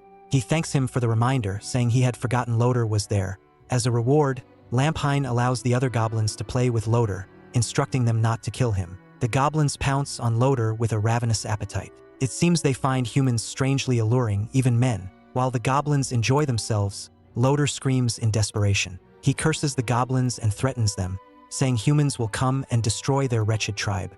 Ephra remains silent, her head down, as she watches everything unfold. Perhaps she has learned to stay quiet. Hours later, Loader lies unconscious on the ground. His face reveals the pain he has endured. Meanwhile, the goblin tribe is having a feast with alcohol and meat. It seems everyone is happy except for Loader and Ephra. Gobu asks Lampthine about his plans to attack the bloodtooth tribe. Lampthine confirms it. He says they want to survive, so they need to be the strongest. He wants to not only attack the tribe but also capture their chieftain. Lampthine has decided on a name for his tribe. From now on, they will be called the Tribe of Frenzy. The name seems to fit the goblin's character. They roar with joy at having a formal name. Gobu feels apprehensive about Lampthine's decision. She warns him that the bloodtooth goblins are very strong and have destroyed many other tribes. It will be very difficult to attack them and capture their chieftain. Lampthine tells Gobu not to worry, saying he knows their current strength very well. Lampthine looks at Ephra, as if he has an idea about using her in the war. Before the battle begins, Lampthine visits the bloodtooth tribe to gather information. He chooses a suitable location to observe the entire area and is curious about the strength of these giant goblins. The Bloodtooth tribe has houses with modern architecture, showing that these goblins are intelligent. Inside, many giant goblins are eating and drinking, but Lam Tien thinks he can easily defeat them. Lamthine notices the fear in the eyes of the goblins inside the house. They are scared when they see their chieftain. It's a giant goblin, much larger than the others. The goblin is level 50, with the profession of high-level warrior. He has the titles Monster Hunter, Goblin Hero, Breeding Machine. With 700 HP, 239 strength, 14 defense, he's equipped with a bone hammer, and his overall power reaches 900. Lam Tien is thrilled to see such a strong goblin and already has a plan for him in the future. Lam Tien smirked as he noticed that the goblin leader wasn't as tough as he seemed. With a combined strength of 900, several goblin warriors could easily take him down. However, capturing the leader alive was a different story. Given the enormous size of these goblins, any poison wouldn't be very effective, paralyzing toxins wouldn't work, so Lamthine had to come up with another plan. He thought about Ephra's binding magic that had been used on him before and realized it could be useful on these goblins. The thought made him grin. He decided to talk to Ephra when he got back to his tribe. Before long, Lamthine was back at his own tribe. Everything seemed peaceful, but that was just a facade hiding the horrors taking place within. He arrived at the place where Ephra was being held. She was lying motionless on the ground. Her soft curves and milky white skin were visible through her torn clothes. A goblin carrying a bucket of hot water approached Lamthine. He cheerfully announced that Ephra was still alive because he had followed Lamthine's instructions. Lamthine praised the goblin for his diligence. Keeping Ephra alive for as long as possible was Lamthine's plan. This wasn't out of kindness, it was revenge, and the suffering he was inflicting on her was nowhere near enough compared to what she had done to him. Lamthine walked over to Ephra. She just lay there, groaning. It seemed like she wasn't even trying to fight back, just begging anyone, anything to kill her. She wanted to atone for her sins before the Holy Mother. Lamthine sat beside her and used a warm cloth to wipe her down. The warmth made Ephra feel a little better. Lamthine spoke to her, telling her she needed a little more care before she could be used again. In her haze, Ephra opened her eyes. She saw Lamthine, the nightmare of her life. She screamed in terror, sitting up and demanding Lamthine stay away. She began to rant incoherently, shouting things like, "Monster, I'm going crazy. It hurts so much." To stop her from yelling, Lamthine slapped her heart across the face. The pain ended the screaming, leaving her with empty eyes filled with fear about what would happen next.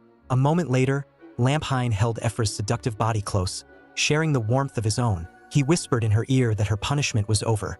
These words pulled Ephra back from the brink. Tears streamed down her face, soaking her cheeks. She trembled as she asked Lamphine if he was telling the truth. She worried if she was hallucinating or if this was just another cruel game from the goblin.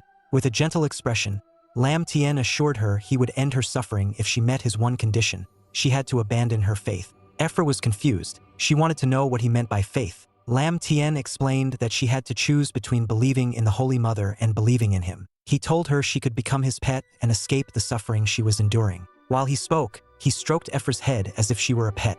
Ephra quickly made her choice. She grabbed his hand and began licking it. Her gesture was undeniably seductive. She showed him that he could do whatever he wanted to her and she wouldn't resist. Lamthine gently stroked Ephra's tongue, praising her for a good choice. He told her that as a reward, he would be her only master, the only one she had to serve. He also gave her a new name, Little Bitch.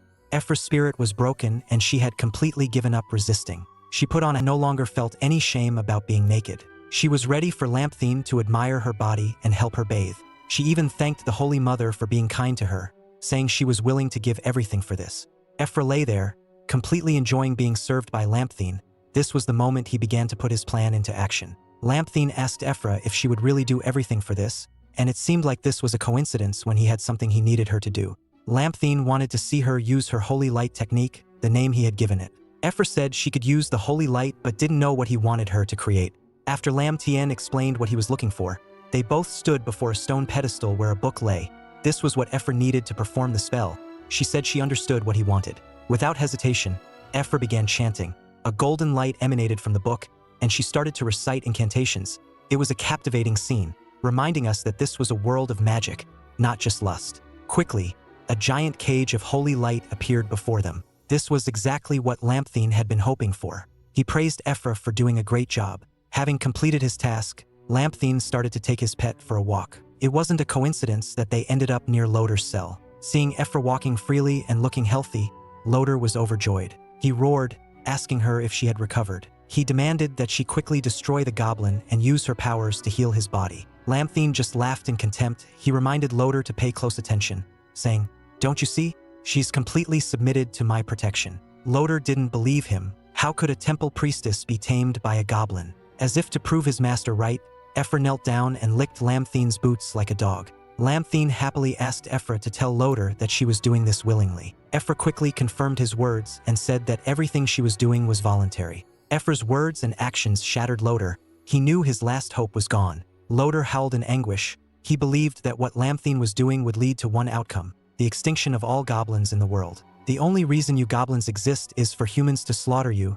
The temple people will kill all of you. Lamthine was silent for a moment upon hearing this news. He had not expected Ephra to have such a special background. He knew that humans would send incredibly powerful individuals to rescue her. After a brief pause, Lamthine thanked Loder for providing him with such valuable information, stating that it deserved a reward. Lamthine then instructed the goblin guard named Goblin to take good care of Loder, ensuring he would not be idle. The goblin understood what Lamthine meant, waved the whip in its hand, and promised to take good care of Loder. Lamthine knew that his preparation time was running out. He wanted to quickly conquer the Bloodfang tribe, so he asked Ephra to accompany him there. Together, they would defeat and tame the tribe, as Lamthine knew this had to be done as swiftly as possible. Meanwhile, in the Bloodfang tribe, things were also busy. A small goblin reported to the tribe chief that all preparations were complete.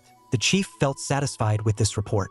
Today, they would attack the southern goblin tribe and bring back the elves there for all the goblins to have fun. Through this conversation, it became clear that these giant goblins also intended to attack Lamthine's tribe, and they were excited about the rewards they would receive after winning. At that moment, the chief's attention was drawn to a shout. A goblin guard rushed in, reporting that a strange goblin had infiltrated the tribe and was demanding to meet the chief. The chief was surprised by this goblin's boldness and wanted to know where this lowly goblin had come from. At this point, Lam Tien appeared before him. Lam Tien politely greeted the chief, saying he knew that the chief was a hero-level goblin, with intelligence nearly equal to a human's. So Lam Tien wanted to come and speak peacefully. The chief found Lam Tien's unique attire strange, assuming he must be a mutated human. However, Lam Tien insisted that he was a goblin, just a little smarter than the average one, but it seemed Lam Tien's patience had run out. He looked around at all the goblins and introduced himself as the chief of the Mad Tribe, stating that his purpose in coming was to capture their leader. As for the rest of the goblins, Lam Tien gave them two choices: surrender or die. The threat from such a small goblin angered the Bloodfang chief, and he was a bit shocked to learn that this goblin was the leader of the tribe that had enslaved elves. Lamthine commented that the chief had good genes and told him to surrender and join his tribe.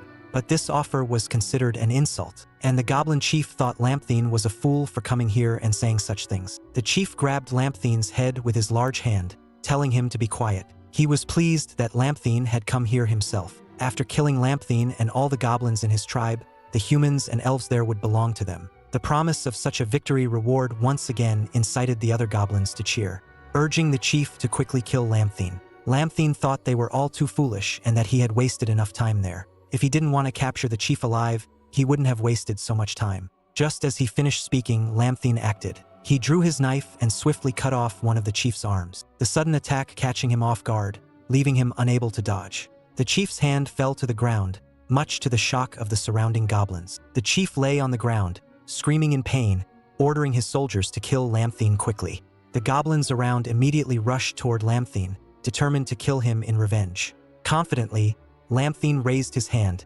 commanding the hidden goblins to reveal themselves. Instantly, goblins from the Bloodfang tribe were killed by sharp iron spears. The sudden appearance of these goblins caught them by surprise, prompting them to ask where these attackers came from. Lamthine's goblins had acquired stealth abilities and moved silently, skills they had developed after devouring male elves, and they served as assassins in the tribe. Lamthine's goblins asked him about destroying the tribe, and Lamthine agreed. He ordered all the hidden goblins to emerge and kill them all. Swiftly, many goblin warriors appeared, with the element of surprise and sharp weapons. They quickly slaughtered the goblins of the Bloodfang tribe. The Bloodfang tribe's chief realized he had been tricked. Lamthine had come here pretending to negotiate to catch them off guard. All attention had been focused on him, but the chief had considered escaping. With his strength, escape would be easy, and no one could stop him. But before fleeing, he wanted to do one thing: kill Lamthine, an ugly and cunning goblin. The chief charged at Lamthine with a punch that used all his might. Lamthine just stood there, smiling mockingly. This was the moment for Lamthine to use Ephra. The moment her name was called, Ephra used her powers. A cage made of light quickly materialized, trapping the chief inside. The chief struggled and smashed against it but could not escape. He realized it was a light magic spell, and a goblin shouldn't be able to use light magic. After saying this, a look of surprise and confusion crossed his face as he saw a human appear, fawning at Lamthine's feet like a dog. Lamthine petted Ephra's head, praising her as a good dog. He remarked that she had become stronger after joining the dark side and promised to reward her when they returned. Ephra began whining like a small dog, seemingly delighted by her master's praise, and she didn't forget to flaunt her seductive curves. Moments later, the Bloodfang tribe chief was bound and lying on the ground. He still refused to surrender, continuously cursing Lamthine. Lamthine didn't care. He was satisfied with the current outcome and told the chief he should just be silent and accept the reality. A new day dawned on the Goblin tribe. In the dungeon, the chieftain of the Bloodtooth tribe lay motionless, his massive body bound to a large boulder, blood staining the ground around him. Nearby stood Lamthine, a small knife in his hand, a testament to the terrifying scene he had orchestrated. Lamthine breathed a sigh of relief, having successfully subdued the goblin after a grueling effort. The threat was now neutralized. Loader, in the dungeon next door, trembled as he witnessed the entirety of Lamthine's torture. He wondered how this monster could have captured a goblin of heroic rank. The elf queen and Gobu were summoned to the scene. Lamthine instructed Gobu to oversee the forced breeding of the elf women with the goblin, ensuring those with reproductive capabilities were selected.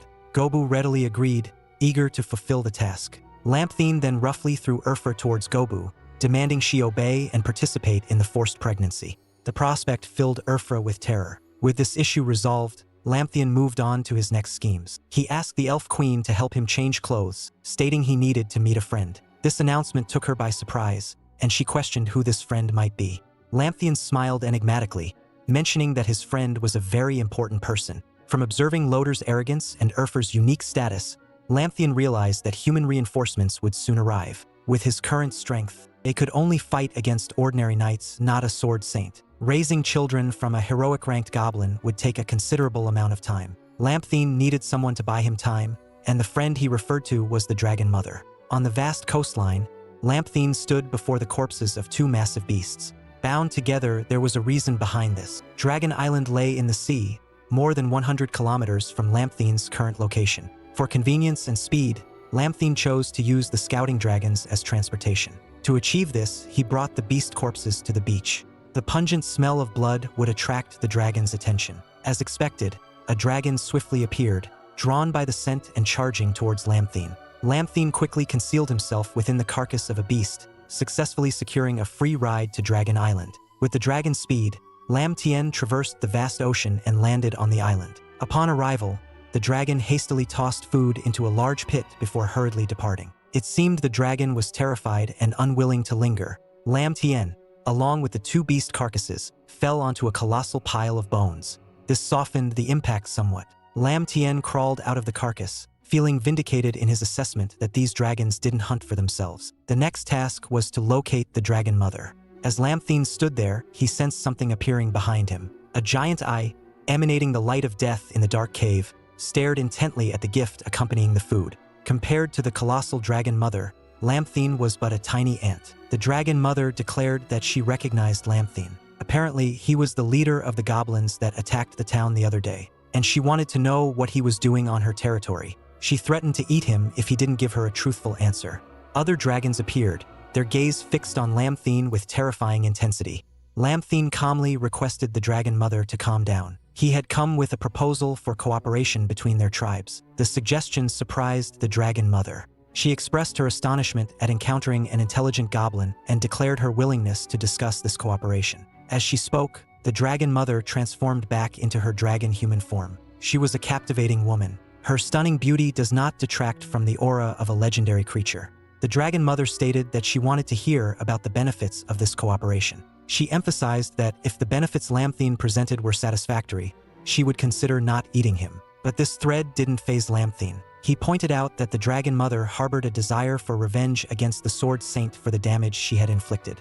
The benefits of their cooperation were evident in the recent battle in the human city. Thanks to the goblin attack on the city, the Dragon Mother had escaped a troublesome situation. The Dragon Mother was shocked and amused by the idea of a lowly creature like a goblin scheming against the Sword Saint. Yet, this audacity seemed to pique her interest. The Dragon Mother wanted to learn more about this cooperation. She was particularly interested in hearing how Lam Tien planned to deal with the Sword Saint, whom she referred to as the bitch. Lam Tien remained calm. He explained that their cooperation was simple. He requested that the Dragon Mother continually send her dragons to harass the City of Light. The Dragon Mother stepped forward, placing her enormous hand on Lampthine's shoulder. What she wanted to know was how Lampthine intended to accomplish this. She wanted to know how a small, weak group of goblins dared to challenge the mad bitch, and she wanted to know the specific plan. Lampthine grinned mischievously. He suggested that a direct attack against someone like the Sword Saint wouldn't be enough. They would attack her heart, destroy everything she held dear, and kill her slowly. The Dragon Mother let out a terrifying laugh. She understood Lampthine's idea. Using goblins as tools to kill without involving the dragons was exactly what she wanted. Lampthine felt satisfied. Their conversation seemed to have borne fruit, and the alliance was established. The Dragon Mother agreed. However, she hadn't expected to find such an intelligent goblin among them. The more she looked at Lampthine, the more she liked him. The Dragon Mother contemplated offering him a reward. Lam Tien understood what that reward meant, and the thought of those dragons in their heat cycle filled him with dread. He simply stated that his small stature was unsuited for such a reward. His response disappointed the Dragon Mother, and she decided to offer him a different reward. We now return to the scene of Lin Tien's tribe. The tents had been replaced by wooden houses, and the tribe was surrounded by a protective wall. A wooden stake stands in the center of the tribe, with Loader bound to it. Fear and anxiety are etched on his face as he wonders why the knights haven't arrived to rescue him yet. He believes that if he remains there, he'll be tortured to death by these goblins. Determined to escape, Loader contemplates his options, but finds himself surrounded by goblins. Just as he's pondering, his eyes light up with excitement as he spots something terrifying descending from the sky. Upon closer inspection, he realizes it's a dragon. Loader shrieks in terror, alerting the goblins to the dragon's arrival. He begs them to release him, fearing he'll be incinerated by the dragon's flames. The sight of the dragon fills the goblins with apprehension. They grab their weapons, ready to fight. They wonder what brought the dragon here. As the dragon approaches, they notice someone riding upon its back. The dragon doesn't attack, but gracefully lands in the heart of the tribe. Everyone quickly recognizes Lampthine riding on its back. Lampthine steps down, triggering a frenzy of excitement among the goblins. He instructs the dragon to remain within the tribe and avoid venturing into the surrounding areas. The dragon responds with a series of deep growls, signifying its agreement. Once Lampthine steps away from the dragon, the goblins, emboldened by his presence, approach, jumping with joy and deeming Lampthine incredibly cool. The whole event sends chills down Loader's spine. His first thought is Lampthine really a goblin? He desperately hopes for the knight's swift arrival. Meanwhile, in the City of Light, everything has been restored to its former glory. The damage caused by the dragon attacks has vanished. Today, a reinforcement army from the capital has arrived. These are incredibly powerful knights, all sworn to the Sword Saint. After a long wait, the Sword Saint, impatient for action, urges the knights to formulate a plan to rescue Loader and Ephra as soon as possible. Currently, Lam Tien is engaging with his system, the current storyline, nurturing the third generation of Goblin. You have achieved good results through your stealth attacks on the City of Light and the Bloodfang tribe. To counter the Sword Saint and the human royal family, you have trained Gobu and Kasana in the Demon Forest. After 1 month, you will reach level 50. Gobu will reach level 60. And Kasana will reach level 45. Option 1. If your strength isn't sufficient, continue to level up by killing monsters in the forest. You will gain 0 points. Option 2. Capture prisoners and breed more goblins. You will gain 10 points. Option 3. Speed up the upgrade process and move to the stage after 1 month. You will gain 20 points. Contemplating these options, Lam Tien starts thinking. The emergence of the third option means no human attacks in the near future. Driven by curiosity, Lam Tien chooses the third option. As soon as he selects option 3, a ring of light envelopes his body, and the system immediately announces a time acceleration. You cannot accumulate enough experience in the Demon Forest, but Lam Tien is surprised to find that the new simulation can be carried out after only 1 month, with a reward of 20 points and a 20-point increase in health. Lampthine wakes up feeling uncomfortable as his body struggles to adjust to the accelerated time. Currently, Lampthine is level 50 with 850 HP, 270 strength, and 300 defense, resulting in a total power of 1000. Lampthine feels disappointed because his overall power hasn't increased significantly. His thoughts are interrupted by a knock on the door. Gobu enters, visibly worried. She informs him about something happening to the newborn goblins. Lam Tien rushes towards the scene. From afar, he sees many newborn goblins on the ground, surrounded by an aura of sorrow. The sight before him filled Lam Tien with worry and heartache. He desperately wanted to know what had happened. The elf queen was clueless as well, but she noticed that the newly born third generation of goblins seemed exceptionally weak. This sorrowful atmosphere was shattered by Loder's laughter. He mocked Lamthine, calling him a foolish goblin without a brain for trying to breed powerful goblins. This comment made Lamthine suspect Loder knew what had happened. Lamthine glared at Loder, his eyes filled with anger.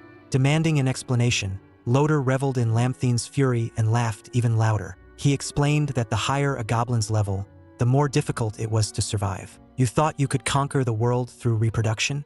Lamthine stared coldly at Loder, thanking him for the information. But this time, Loder had spoken too late. Lamthine turned to Goblin, who was standing nearby, and gifted him Loder. From that moment on, Goblin could do whatever he pleased with Loder, but he couldn't let him die. Goblin was delighted with this arrangement.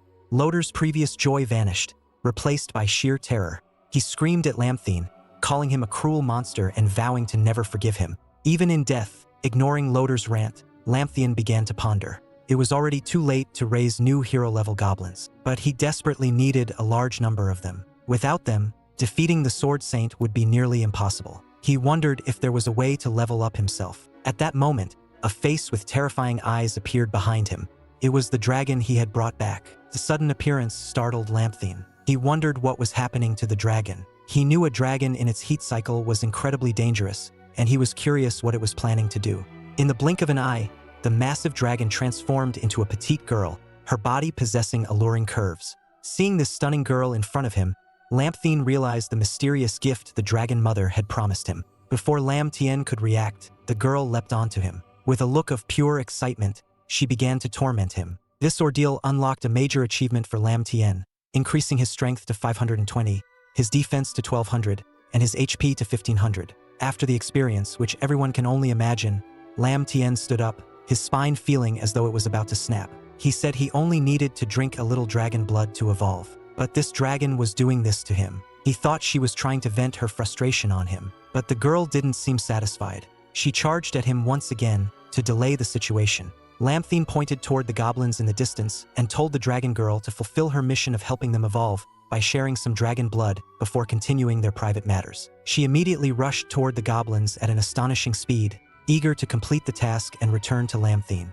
Her fierce expression and incredible speed terrified the goblins. Meanwhile, Lamthine used this moment to find a way to escape. As night fell, the goblin tribe threw a massive celebration. The goblins danced around the bonfire, excited that, thanks to the dragon blood, they had all evolved into large, muscular goblins. Lamthine watched from afar, feeling very satisfied with the new power he and the tribe had gained. Thanks to the dragon blood, he and his followers had evolved to hero level. However, their overall strength was still not strong enough, and to maintain his leadership position, Lamthine decided they needed better weapons. He commanded the system to open the shopping center, and a variety of items appeared before him. He was pleased that he had accumulated 180 points, enough to purchase a few high-end items. After scrolling through the options, Lamthine's attention was drawn to a special weapon, an elemental crossbow. Its size was ideal for long-range and stealth attacks, with the ability to absorb and shoot arrows imbued with water, fire, wind, lightning, and poison attributes. Next, he saw a strange blade capable of blocking 3 bare-handed attacks. Although it cost 80 points, Lam Tien decided to buy it, believing that the weapon could save his life in dangerous situations. Holding the elemental crossbow in his hands, Lam Tien was curious to test it out. At that moment, Loder was still tied to a wooden stake. He seemed to sense that something was about to happen to him. Loder's fears became a reality when Lam Tien chose him as the first candidate to test out his new weapon. As Lam Tien slowly approached, Loder nervously asked what he intended to do, and so Loder became the first to experience Lam Tien's power at hero level.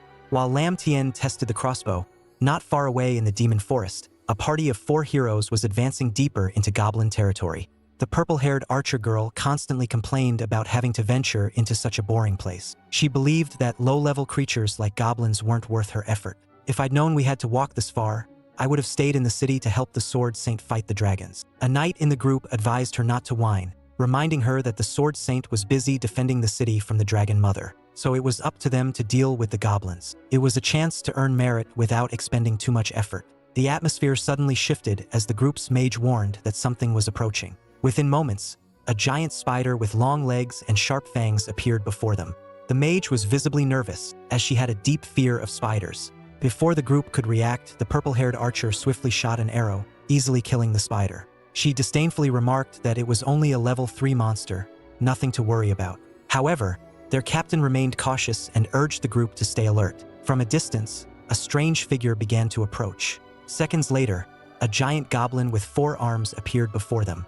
This was a goblin at hero level, yet its appearance didn't worry the group. They were confident in their strength and believed this was the leader of the goblins they had been sent to find. They felt lucky, thinking they could complete the mission easily. The giant goblin roared furiously, shaking the surrounding forest with its terrifying echo. In front of it, the hero party immediately formed a battle stance under the captain's command. The mage and archer were ordered to provide long-range support, while the captain and another knight prepared to charge at the monster. But before they could act, the heavily armored knight spoke up. "Captain, no need to rush. You've already taken out plenty of goblins on the way here. Let me handle this one alone." The captain looked at the knight with concern. The armored knight mentioned he had slain many giant goblins before, but this was the first time he had faced a goblin at hero level. After some hesitation and seeing the confident demeanor of his teammate, the captain agreed, trusting in his comrade's strength. He believed the battle would be over quickly. The knight smiled in gratitude, then concentrated all his power into his spear.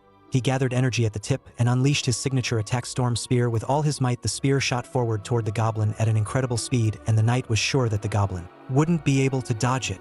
But as the spear flew toward its target, the sight that unfolded left the entire party in shock. The goblin wasn't impaled. Instead, it effortlessly caught the spear as if it were merely a toy. The knight stood frozen, trembling in disbelief. His voice was stuttering with fear. "No way. How could it have caught that attack?" Terror spread as the giant goblin casually tossed the spear back at them. The captain shouted, ordering the mage to cast a protective magic shield immediately. The glowing shield enveloped the 4 of them, but upon impact with the spear, it began to crack little by little. The captain's horror deepened as he realized he had severely underestimated the strength of a hero-level goblin. The once cocky purple-haired archer had completely lost her arrogant confidence. She agreed that it was strong, but it couldn't withstand her ranged attacks. And luckily, there was only one goblin here. But before she could finish her sentence, excruciating pain flooded her senses. Her body was impaled by a sharp hand from behind. A smaller, but agile and deadly goblin had used an elf stealth technique to assassinate her. Chaos erupted as the captain realized they were being ambushed by multiple goblins. Giant goblins emerged from the shadows, quickly surrounding the remaining 3 members. Their eyes gleamed with hunger, as humans were their favorite prey. A fierce battle broke out, but in the end, the hero party was defeated. The goblins didn't kill them, but instead captured them to serve their dark purposes. One of the giant goblins grabbed the mage, declaring that she was his prize. But immediately, another goblin interrupted. "This doesn't belong to you. This spoils of war from the tribe. The chief has ordered all humans be taken as prisoners. You're not allowed to keep any spoils for yourself, especially after letting one escape."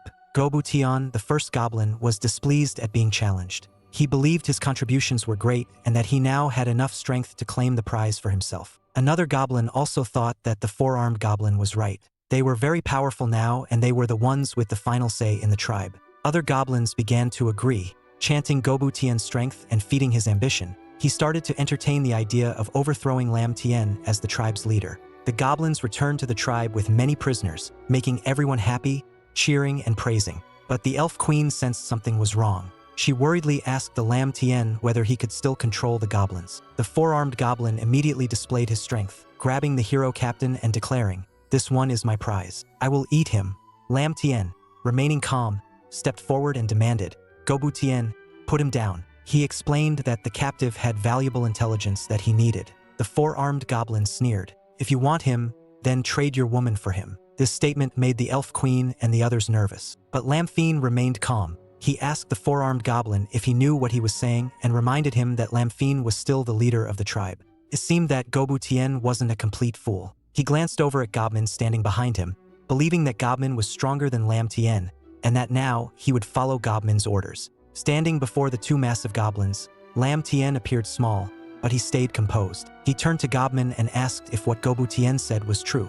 Was Goblin now the leader? Lam Tien offered Goblin a chance. If he captured Goblin, he would overlook this entire incident. Hearing this, Goblin burst out laughing, believing that Lam Tien was just a weak goblin and that only the strongest goblins could lead the tribe. He declared that he would kill Lam Tien today and take control of the tribe himself. But before Gobu Tien could finish his words, he was grabbed by Goblin's giant hand. Gobu Tien's expression twisted in fear, and he asked Goblin what he wanted to do. There was no answer. Without hesitation, Goblin crushed the traitor's head, leaving the other goblins in stunned silence. Lam Tien's expression remained calm, as if everything that happened was not worth worrying about. The death of a disloyal goblin was not a loss. Goblin understood Gobu Tien's intention, but he also had his own thoughts. Bowing his head respectfully before Lam Tien, he spoke in a tone filled with reverence.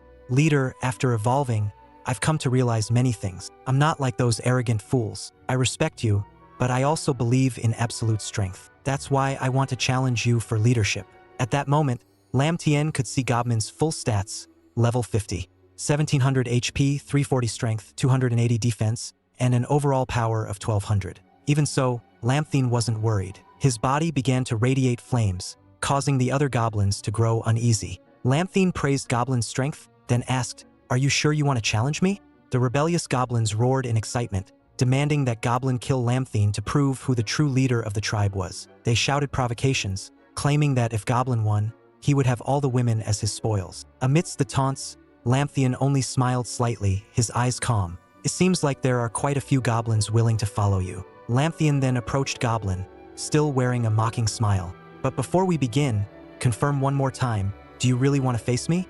Lam Tien issued a command to the entire goblin tribe, "Make your choice. If you stand with me, step forward now. If not, I won't hesitate to destroy all of you." The human captain, who had been lying on the ground, was shocked to see Lam Tien using magic. But he still thought of Lam Tien as a common goblin and felt lucky that the goblins were engaged in an internal conflict. This was his chance to escape. He believed Lam Tien would be quickly defeated, as the power gap between the two sides was too great. Even if Lam Tien could use magic, it would be useless. Quickly, the goblin tribes split into two. With a slight smirk, Lam Tien remarked, "It seems more of them trust me than you.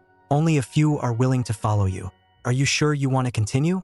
Goblin raised his large sword, declaring that he was different from the other goblins. He fought for one purpose, to seek power. The battle began swiftly. Goblin launched a series of fierce attacks at Lam Tien, but Lam Tien effortlessly dodged each strike. Watching the fight, the human captain was completely shocked. He hadn't expected Goblin to move and attack so quickly and with such force, especially in the dense forest. But Lam Tien dodged with ease, and the captain began to doubt his initial assumptions about Lam Tien's true strength. After continuously evading and keeping his distance, Lam Tien praised Goblin as an excellent opponent. Then, with a swift motion, he pulled out his crossbow and aimed it at Goblin. The arrow shot forth, imbued with the power of fire. Goblin was surprised, especially by the speed of the arrow. Unable to dodge, he decided to block the attack with his weapon. When the arrow clashed with Goblin's sword, an explosion echoed through the air, but Goblin remained standing. Lam Tien was surprised that Goblin had managed to withstand his attack. Immediately after that, with incredible speed,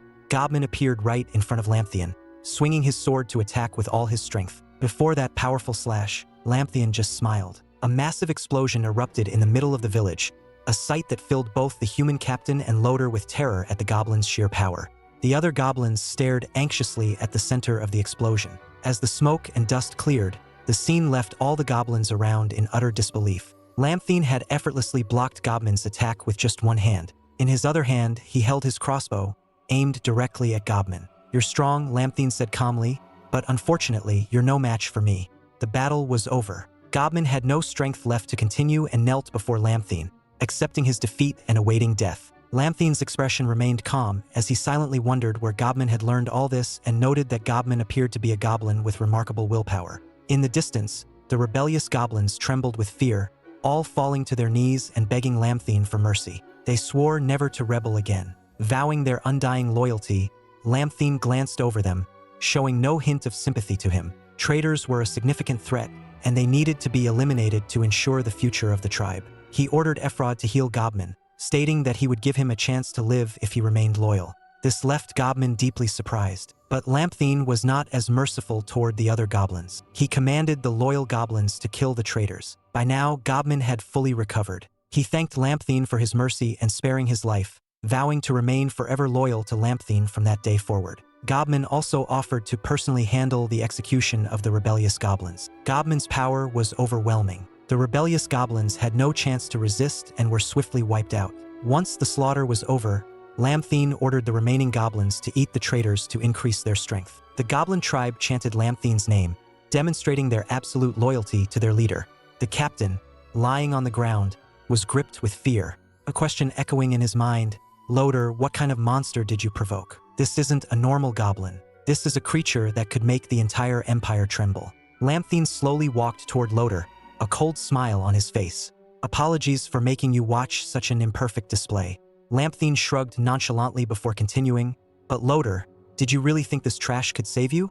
How naive. Loader clenched his fists, his eyes burning with hatred as he began to shout. It's all the Sword Saint's fault. She hides in the city like a coward, missing the chance to wipe out this tribe before they grew this strong. The captain turned his head to glare at Lamthine, his gaze full of anger. I underestimated you, but don't get too arrogant. Once the Sword Saint slays the Dragon Mother, she'll lead the Royal Knights to destroy this entire place. Lamthine chuckled softly, calmly sitting down in front of the captain. You think the Dragon Clan caused trouble in the city on their own? Interesting, but I'm relieved to hear that.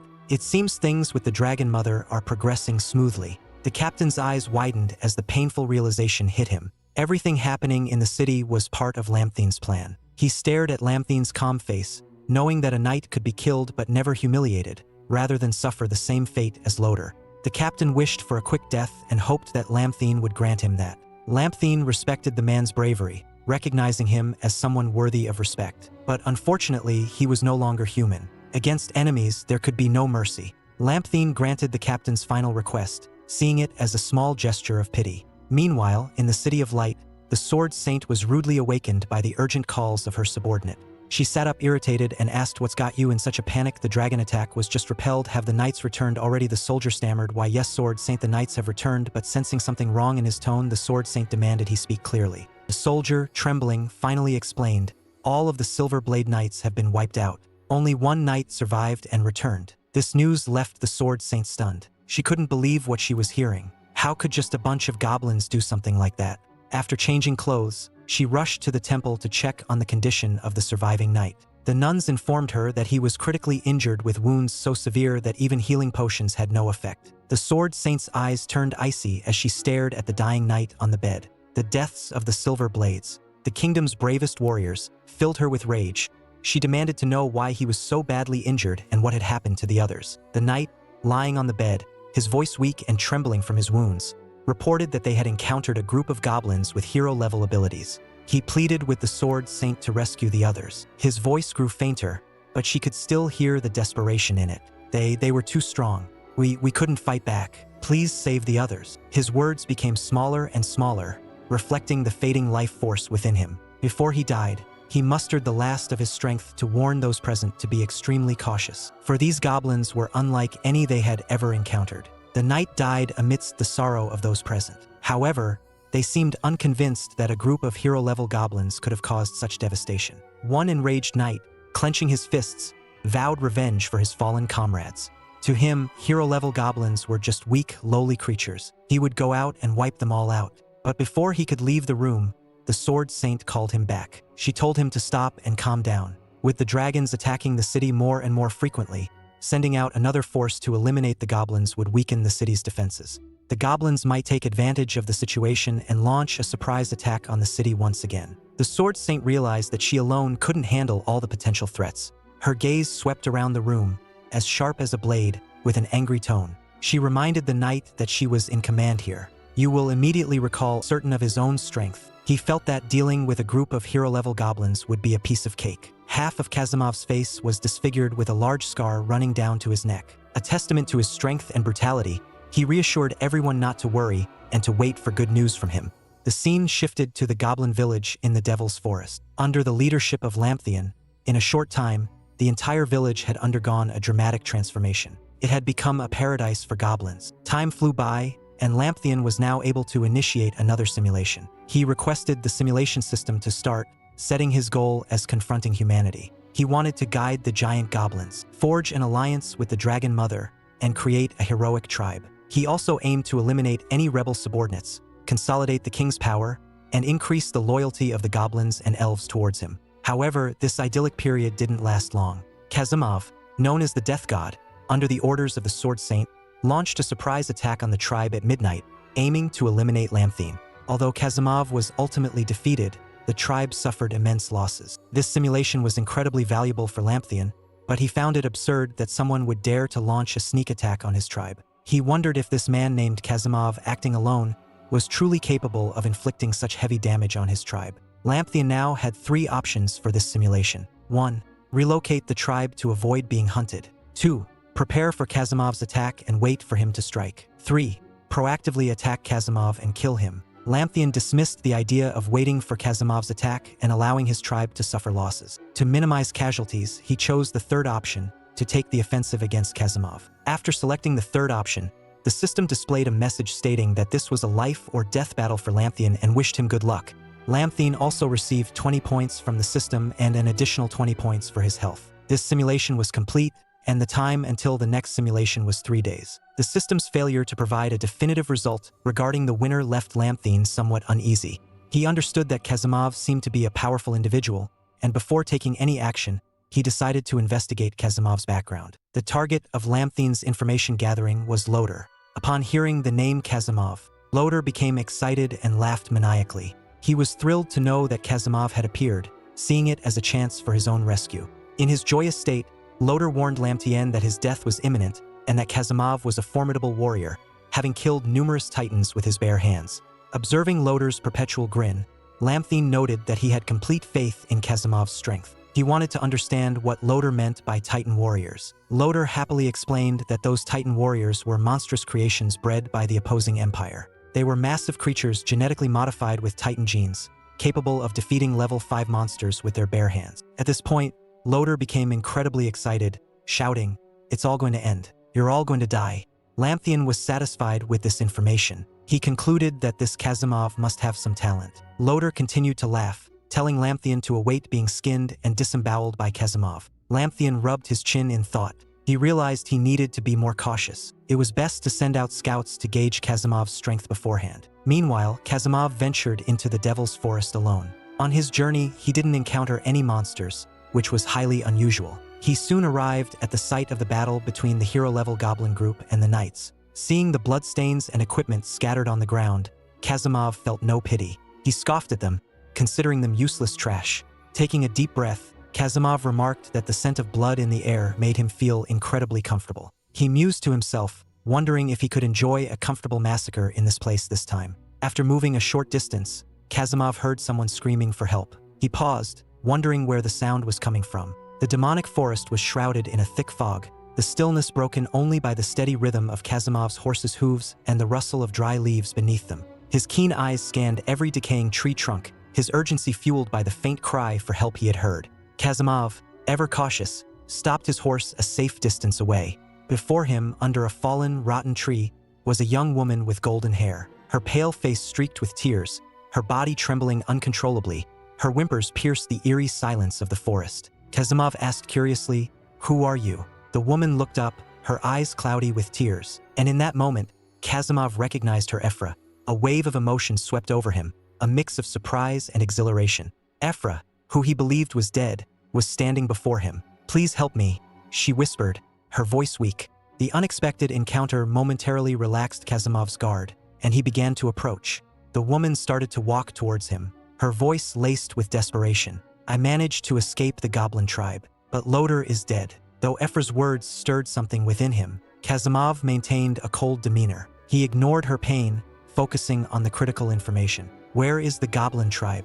Ephra trembled, her eyes seeming to glaze over as she pointed ahead. "Over there, but it's a terrifying place." With the answer he sought, Kazimov wasted no time in urging his horse forward. Ephra called out to him in panic, pleading to come along, but Kazimov simply threw back a cold reply. "Don't bother me. Go straight ahead. I have an important mission." Kazimov knew the reason for his indifference. As a seasoned adventurer with the title of Despair Knight, he possessed the ability to increase his strength when fighting alone, a 30% boost to all his attributes, and an additional 20% boost for every enemy he defeated. This boost had no time limit, lasting until the end of his battles. The more isolated he was, the stronger he became. Loader's death in his plan was an advantage, allowing him to amass power uninterrupted. Lost in his calculations, his horse stumbled into a hidden trap. The animal collapsed, throwing Kazimov to the ground. However, with his practice skills, he landed safely, ready for combat. Just then, Ephra appeared behind him, her face a stark contrast to the weakness she displayed earlier. Kazimov's eyes narrowed in surprise. "Why haven't you left?" His question wasn't answered with words, but with a swift attack. A surge of powerful light erupted from Ephra's hand, catching Kazimov off guard, leaving him unable to dodge. The blow wasn't deadly, but enough to make him realize the betrayal. Kazimov looked at her, his eyes filled with confusion. "Why are you doing this?" Ephra's face was emotionless, her voice cold and detached as she replied, "My master ordered me to kill you." Before he could comprehend the situation fully, another beam of brilliant light shot out from Ephra, creating a giant pillar of light that engulfed his entire being. Everything around him seemed to disappear within that blinding light. Yet, a plume of purple smoke silently surged from the heart of the explosion, spreading quickly and enveloping a wide area. From within that hazy mist, a giant arm belonging to Kazimov suddenly emerged, seizing Ephra and pulling her close. In the blink of an eye, Kazimov's entire body materialized behind Ephra, his eyes glowing red like a predator ready to pounce. He had her completely under his control, his powerful hands clasped tightly, rendering her immobile. Kazimov's face contorted into a cruel grin, his voice cold and menacing. "You thought I only enjoyed killing monsters? I find stripping the skin off traitors like you quite entertaining as well." Ephra struggled, but his overwhelming strength rendered her helpless. Kazimov continued, his voice dripping with malice. "Well, I'll use you to gain strength before I take down the Goblin tribe. You'll just be a pawn in my game." But just then, a cold voice echoed from behind. "Now I know why you dared to come alone to destroy my tribe." The powerful voice jolted Kazimov. His eyes instantly shifted, becoming tense and alert. From the shadows, Lin Tian emerged, his small frame shrouded in a menacing aura. He chuckled softly, and in his hand was Kazimov's sword, a magnificent blade with the properties of death. It had high-speed attack, group attack, and a 90% critical strike rate. Truly a valuable weapon. If you succeed in sneaking up and gaining the passive ability, our tribe would surely suffer great losses. Lin Tian's sudden appearance filled Kazimov with unease, but what alarmed him most was how easily Lin Tian had taken his sword without any resistance. Kazimov wondered, how could such a lowly goblin do this? Fear began to gnaw at him. Seizing the opportunity while Kazimov was distracted, Ephra broke free from his grasp and ran towards Lin Tian. She bowed her head and addressed him as her master. Kazimov realized he had fallen into a trap. Ephra had been a tool to lure him here. Anger surged through him, and he roared, "Ephra, you are a despicable wretch. Just to survive, you willingly become a slave to these lowly goblins." Lin Tian chuckled, gently stroking Ephra's hair as though rewarding a loyal pet. He said coldly, "Becoming my slave is an honor. She's a good dog, obeys commands." Lin Tian remarked that Kazimov had disappointed him. He thought he was an exceptionally powerful individual, but it turned out he was just a twisted killer, relying on sneaky assassinations to passively gain strength. The contempt in Lin Tian's voice further ignited Kazimov's rage. He growled, "I don't care who you are, but for a goblin like you, I don't need a sword. My strength alone is enough to send you to hell." Kazimov lunged, drawing the short sword from under his cloak and aiming for Lin Tian with terrifying speed. But as he closed in on his target, Lin Tian remained still, showing no sign of worry or preparation for defense. And then, just as Kazimov was about to strike, he abruptly halted. His eyes widened in panic as he noticed two hero-level goblins and a giant dragon behind Lin Tian. Their gaze was cold and unforgiving. Lin Tian smirked triumphantly, casually saying, "You will experience true despair.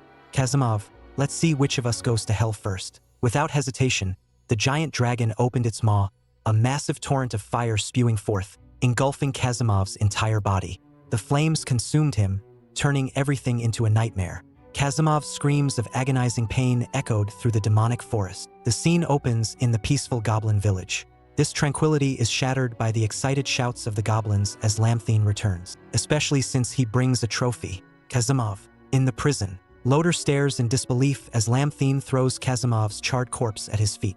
It's a demonstration of how Lamthine has defeated the very being Loder considered unstoppable. Lam Tien addresses Loder, who is consumed by despair. "Is this the all-powerful death hunter you spoke of?" Sadly, he overestimated himself and fell to my hand. Despair fills Loder's eyes, but he lets out a maniacal laugh. Another one dead, you bastard." He feels the Sword Saint is foolish for protecting the people of the City of Light. She sends strong warriors after us. only to have them become fodder for the goblins. A stupid strategy. Loader even suspects an alliance between the Sword Saint and Lamthine. Later, Lamtien throws Kasimov's body in the middle of the village. Surrounded by the elite goblins he has handpicked, Lamtien focuses on nurturing goblins with special potential. And Kasimov's body is a valuable resource, ripe for exploitation. With an authoritative gaze, Lamtien surveys the goblins before him and coldly states, "Gobishin, this prey is yours to eat first. The leftovers will be for the others." Gobishin is one of the most exceptional goblins chosen by Lamthine. He raises his head, a greedy look fixed on Kasimov's remains. He thanks Lamthine in a raspy voice. The other goblins stare longingly, eagerly awaiting their turn. Lamthine knows that evolving into a rare goblin type isn't just about luck. It requires talent and genetics. Gobishin is chosen for the first experiment because he's the most promising. Despite his small stature, Gobishin's eyes hold fierce determination and ambition, a stark contrast to the other goblins. Lamthian sees in Gobishin a blend of hypocrisy and brutal perversion. A perfect seed, he anticipates the emergence of a rare goblin species. Lamb-themed smirks, his eyes filled with cruelty and calculation. Regarding the Sword Saint, he's thoroughly reviewed the system and realizes that she commands only 3 squads of knights with significant strength. Now, the Silver Sword Knights are vanquished, and everything seems to be going according to plan. The news of Kasimov's defeat will undoubtedly hit the Sword Saint hard. To turn things around, she'll have to act and retaliate. Lamthine feels this is the perfect time to use the simulation system to explore the upcoming events. He immediately orders the system to start the simulation. The simulation completes quickly, while the specifics are not revealed. Lamthine's eyes gleam with delight. He comments that the Sword Saint is greedy, and he's won this game of wits. In his excitement, Lamtien orders Gobishin to gather all the goblins. Tomorrow, they will undertake a large mission, causing all the goblins to buzz with excitement. Lamtien declares that this time, he will proactively eliminate all threats. Soon, the City of Light is shaken by a major event. The news of Kasimov's death. Knights have found his remains outside the city. The news stuns anyone who knew Kasimov. He had only entered the Demon Forest a day ago.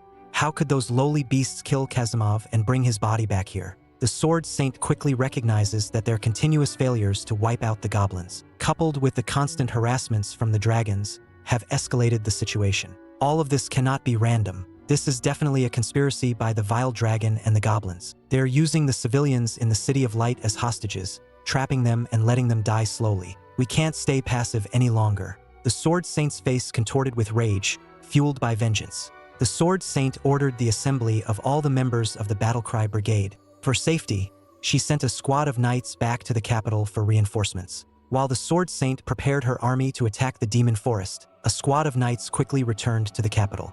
One of the knights anxiously spoke up, "Captain, even if we ride and eat at the same time, it will take at least 4 days to get to the capital. If everyone leaves, who will protect the city from the dragons? I'm fast. Let me go to the capital alone for help. Everyone else stay and help defend the city." A girl in the back worriedly spoke. She thought this was all part of the Sword Saint's plan. She worried that they might be ambushed by goblins along the way. If that happened, she hoped someone would escape to bring the news and get more help. She believed that with the Sword Saint's current strength, breaking out of the city to kill goblins or dragons wouldn't be a big challenge. However, right now, neither goblins nor dragons are something the Knights Brigade can handle. The Sword Saint wouldn't dare risk it, because if she charged out, one of the two forces could take advantage of the opportunity to attack the City of Light. The captain agreed with this assessment. He believed that simultaneously defending the city and the Knights Brigade was beyond the Sword Saint's capabilities. Therefore, calling for reinforcements was an extremely wise strategy. Their job was to get back to the capital as quickly as possible. However, Lam Tien had anticipated all of their plans. The Knight Squad quickly stopped when they found the suspension bridge ahead destroyed. Looking at the collapsed bridge, the girl in the squad felt a surge of anxiety. She was sure this was no accident. If they stayed there, they would be in danger. She suggested they quickly take a detour, but the captain firmly disagreed, calling it a mistake. The destroyed bridge was a clear sign that the enemy wanted them to take the detour and planned to ambush them there. However, if the bridge had collapsed, they certainly wouldn't be there anymore. This is the safest place. With that confidence, the captain ordered everyone to quickly repair the bridge before nightfall. As directed, the entire team worked diligently, and before nightfall, the bridge was repaired. Full of confidence and without a hint of doubt, they started to cross the bridge. But what they didn't expect was that everything was part of Lamthine's calculations. As the Knight Squad stepped onto the bridge, a massive shadow suddenly blocked out the sunlight. A sense of unease crept in, and as they looked up, their hearts nearly stopped. A giant dragon hovered in the sky. Especially terrifying was the sight of a goblin standing on the dragon's back. The Night Squad no longer had any doubts. They were all certain of the dark alliance between the dragons and the goblins in the demon forest. But the bitter truth was that it seemed too late. From above, Lamthine chuckled with mockery. His laughter was like a knife stabbing into the knight's pride. You work quickly. You didn't choose to take a detour, but repaired the bridge. Were you afraid of my ambush? His voice echoed, filled with contempt. The captain was stunned by the sight, unable to believe his ears, as he heard a goblin speaking fluently like a human. His eyes blazed with anger. You destroyed this bridge. He roared, wanting to kill Lamthine immediately. But before he could act, the dragon spewed a fiery breath, destroying the bridge once again. The entire Night Squad scrambled to escape the raging flames. Fortunately, they managed to cross the bridge without falling into the abyss. But more terrifying was the fact that their fighting spirit had been scorched by the flames. Fear began to engulf each of them. The captain began to yell in despair, cursing those damn goblins and vowing to capture and torture Lamthine slowly, letting him die in agony. The knight on the ground roared in fury, swearing he would capture Lamthine and make him suffer a slow and painful death to pay for all he had done. Riding atop the giant dragon, Lamthine merely smirked at the challenge. Looking down at the hero-level goblins surrounding the knights, he responded with a mocking tone, "I'd like to see you try. But first, you'll have to defeat my entire army and the dragon mother that's on her way here." The knights gasped, realizing they were fully surrounded by goblins. Their eyes filled with horror at Lamthine's mention of the dragon mother.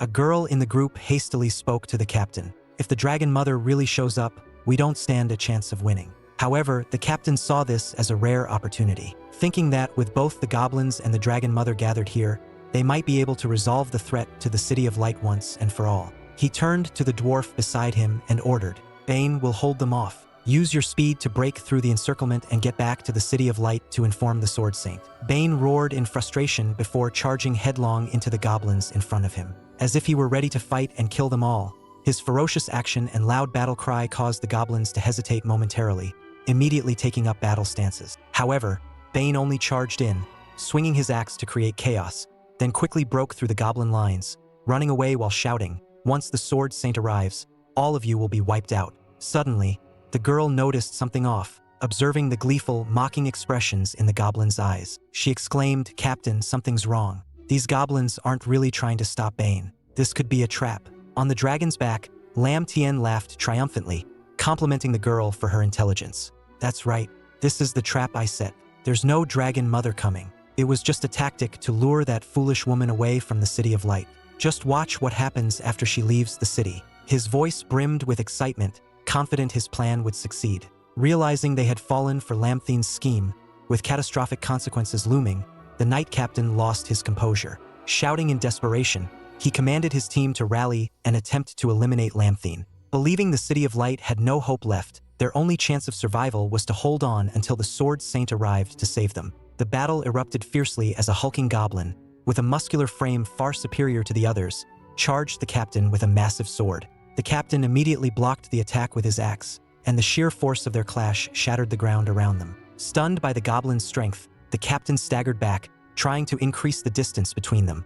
His eyes widened in shock as he recognized the sword the goblin was wielding. It was Kazimov's sword. From above, Lamthine observed with a pleased expression. Satisfied with his subordinate's power as the goblin stood toe-to-toe with the knight captain of the City of Light, he mused, "It seems I won't need to intervene much this time." Yet Lamthine felt a tinge of disappointment, as these knights were weaker than he had anticipated and wouldn't provide much skill or strength for the goblins to absorb. Realizing time was running short, Lamthine decided to end the battle quickly before the Sword Saint could arrive. He drew his small crossbow and leapt off the dragon's back, ready to deliver the final blow that would end this bloody battle. With Lamthine's powerful support, the battle quickly concluded in complete victory for the goblin army. The captain's two comrades had perished, their bodies becoming a feast for the ravenous goblins. The captain, despite his desperate struggle, couldn't withstand Lamthine's crushing magic and fell to his knees, trembling and filled with despair. He was forced to witness his comrades torn to pieces, blood spattered everywhere,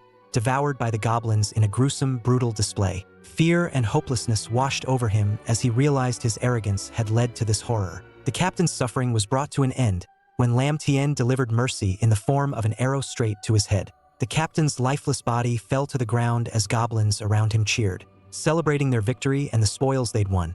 Lam Tien reminded them that time was short and they needed to clear the battlefield quickly. Lam Tame then looked toward Gobishin, the goblin in whom he placed his greatest hopes and whom he had selected to become something special. He ordered Gobishin to consume the bodies swiftly and evacuate before the Sword Saint arrived. Gobishin's blood-red eyes gleamed with delight and hunger as it leapt onto the girl's body, tearing into her flesh without hesitation. The scene was truly horrifying, a ruthless creature shredding a human, blood and flesh scattered everywhere. Not long after the goblin army departed, the forest echoed with the heavy footsteps of the Sword Saint and her knights arriving at the scene. The sight before them horrified even the Sword Saint. The ground was littered with half-eaten bodies, blood, flesh, and white bones of the 3 knights she had sent. Bane, the only survivor, rushed to his comrades' bodies, sobbing in silent rage and anguish, cursing the vile goblins and vowing revenge, even if it meant giving up his life. The Sword Saint surveyed the entire scene, her anger rising, despite arriving as quickly as they could. They had still been too late, and even the bodies of her knights hadn't been left whole.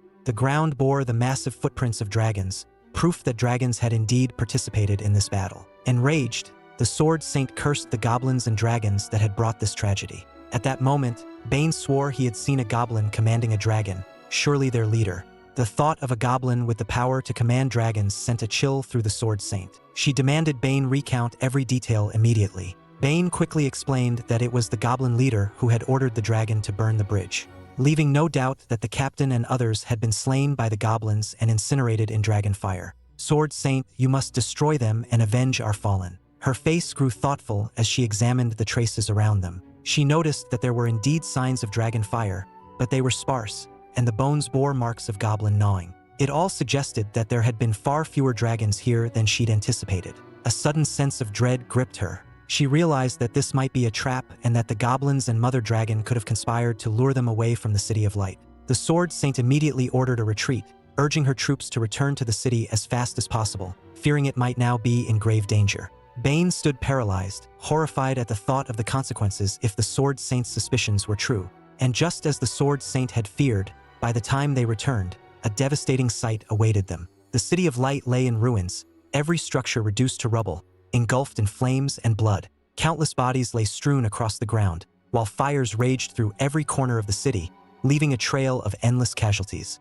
The Sword Saint collapsed in despair amidst the wreckage, her gaze empty, her mouth trembling as she murmured, "No, this can't be. None of this is real." The boy screams, "Father!" falling to his knees in front of the man's body.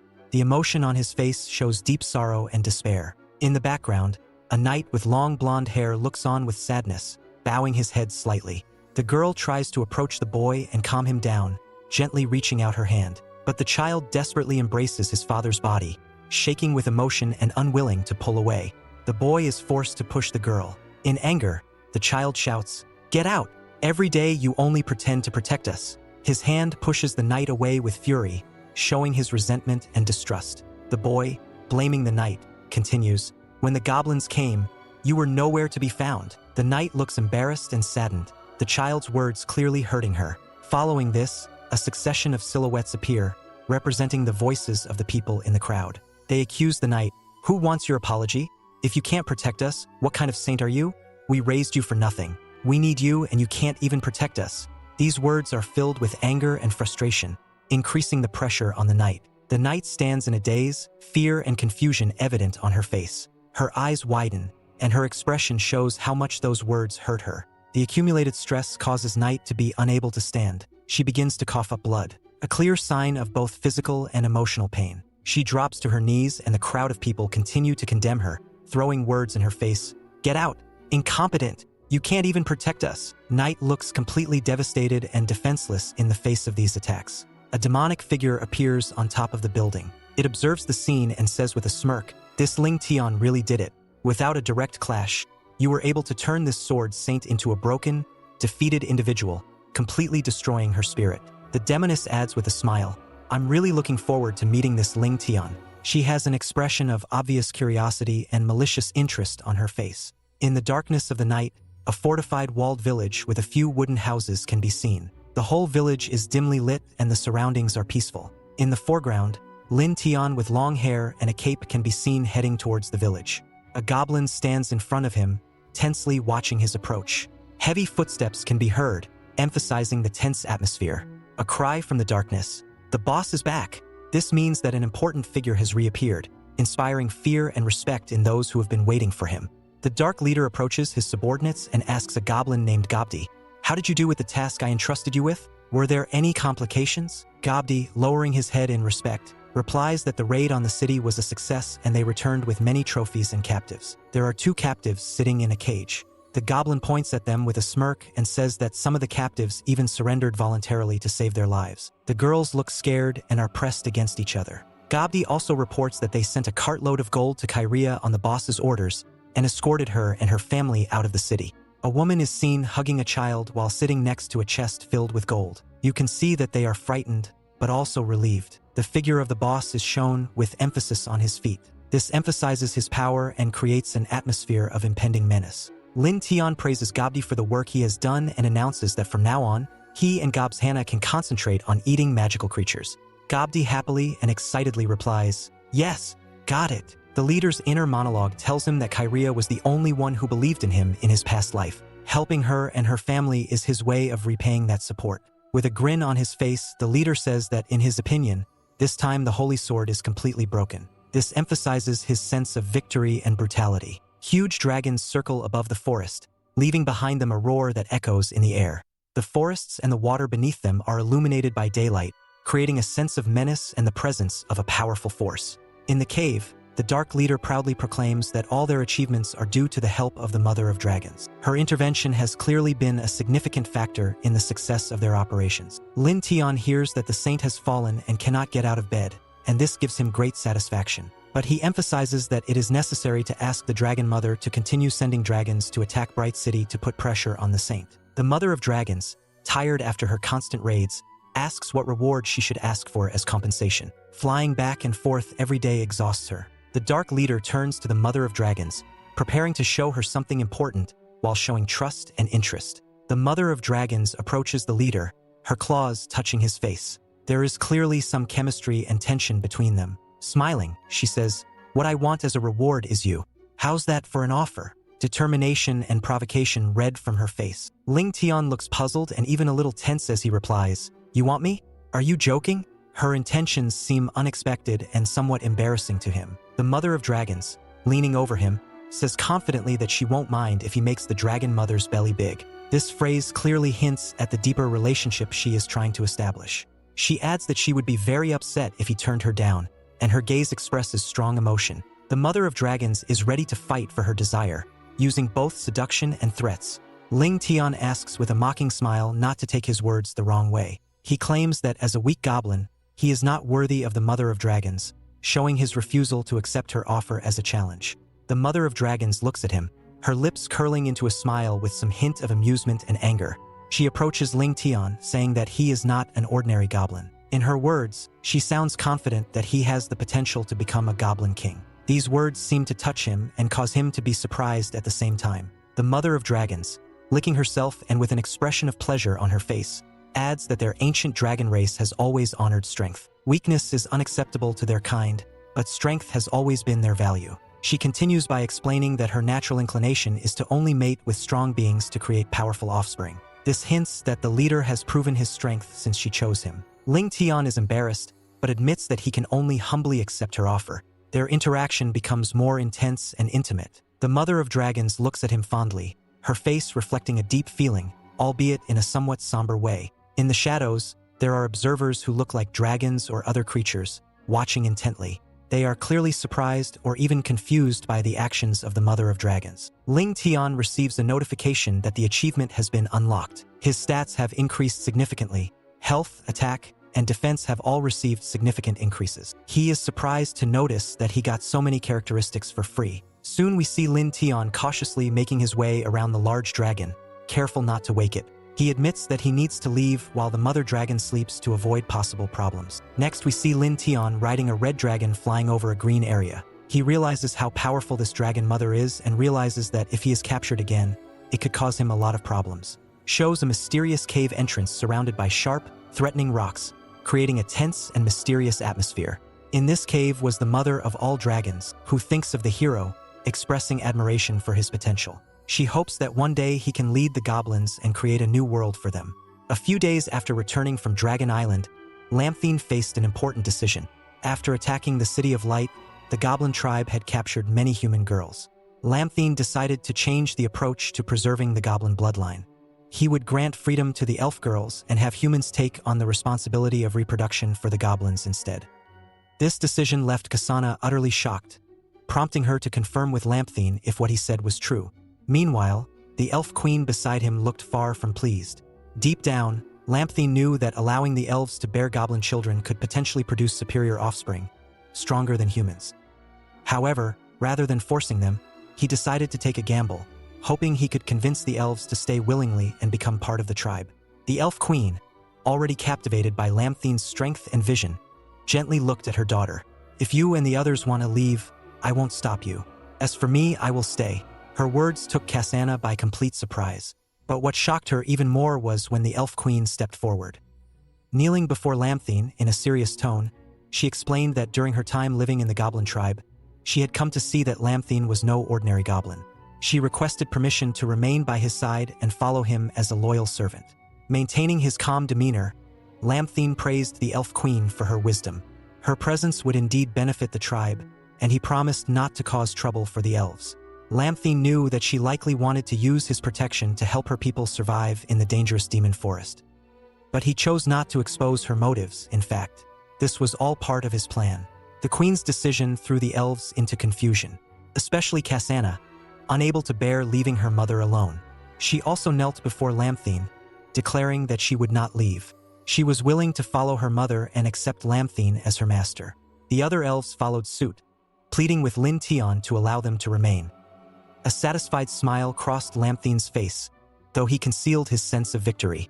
As his plan had succeeded, he then declared, "From now on, the elves will no longer be prisoners but members of the goblin tribe. I will ensure your safety." Having defeated the Sword Saint, the goblin tribe temporarily faced no external threats. This was the perfect time to expand the tribe and create new hero-level goblins. However, Lamthine encountered an unexpected issue. The smaller human bodies made it extremely difficult for hero-level goblins to breed naturally. Thinking over this dilemma gave Lamthine a headache. But the elf queen quickly offered a solution. They would assist him in artificial breeding. Reluctantly, Lamthine agreed to her proposal. At that moment, however, he received even more shocking news. A goblin rushed over, reporting that Gobuhan seemed to be dead, urging Lam Tien to go and investigate. This news greatly worried Lam Tien because he had invested many resources in nurturing Gobuhan to become a mutated goblin. Filled with apprehension, Lam Tien immediately went to the scene and found Gobuhan's bloody body with strange scratch marks all over it. When asked about Gobuhan's condition, the goblins around him could only report that he had suddenly gone mad, clawing at himself until he died. Just then, Gobuhan's body began to undergo a terrifying transformation. Sounds of bones snapping echoed as sharp spikes sprouted from his body, and his fangs grew abnormally large. In the horrified gaze of the goblins, Gobuhan rose and became a grotesque creature. He was a mutated goblin with level 50, with the class of Berserker and titles like Returned from the Dead and Mutated Body. His base stats were formidable with 1200 health, 350 strength, and 400 defense, and he had gained new skills such as bone stimulation, bone blade, and bone growth. Looking at Gobuhan in this new form, Lam Tien felt a chill of worry. He silently thanked his fortunate possession of powerful attributes from his connection with the Dragon Mother. Otherwise, facing Gobuhan in this state would be a tremendous challenge. At this moment, Gobuhan roared and laughed loudly. Realizing that his power had greatly increased, Lam Tien observed calmly and confirmed, "Yes, your intellect and strength have grown significantly." Lam Tien then ordered Gobuhan to focus on helping the tribe produce a new, powerful, and battle-ready generation of goblins. Time passed quickly. 3 months later, the City of Light had fully recovered, and life had gradually returned to the peaceful way it was before the attack. In lively taverns, people laughed and chatted, discussing the goblin tribe's attack. They speculated whether the Sword Saint had overcome the shock, as they thought failing against a group of weak goblins was indeed a great disgrace. Just then, a knight entered the tavern, attracting the gaze of everyone. He found it amusing that a group of supposedly weak goblins needed their heroic team, Snow Protector, to take action. He was the captain of Snow Protector, a diamond-ranked warrior and a renowned count with a famous reputation. Over the past 3 months, the Goblin tribe had also made significant progress. The number of third-generation hero-level goblins had increased to 150 members, greatly strengthening the tribe's power. Through the simulation system, Lamthine received information that the royal family had placed a bounty of 300 gold coins, calling for all heroic teams from around the world to travel to Lighttown to eliminate his goblin tribe. The system warned that this time, the enemies would be extremely strong, including diamond and epic level warriors, and it required Lam Tien to prepare thoroughly to face the upcoming attacks. Lam Tien had gained an additional 10 system points, and his health attribute had been multiplied tenfold. He could perform the next simulation in a month. Looking at the information before him, Lam Tien also felt concerned.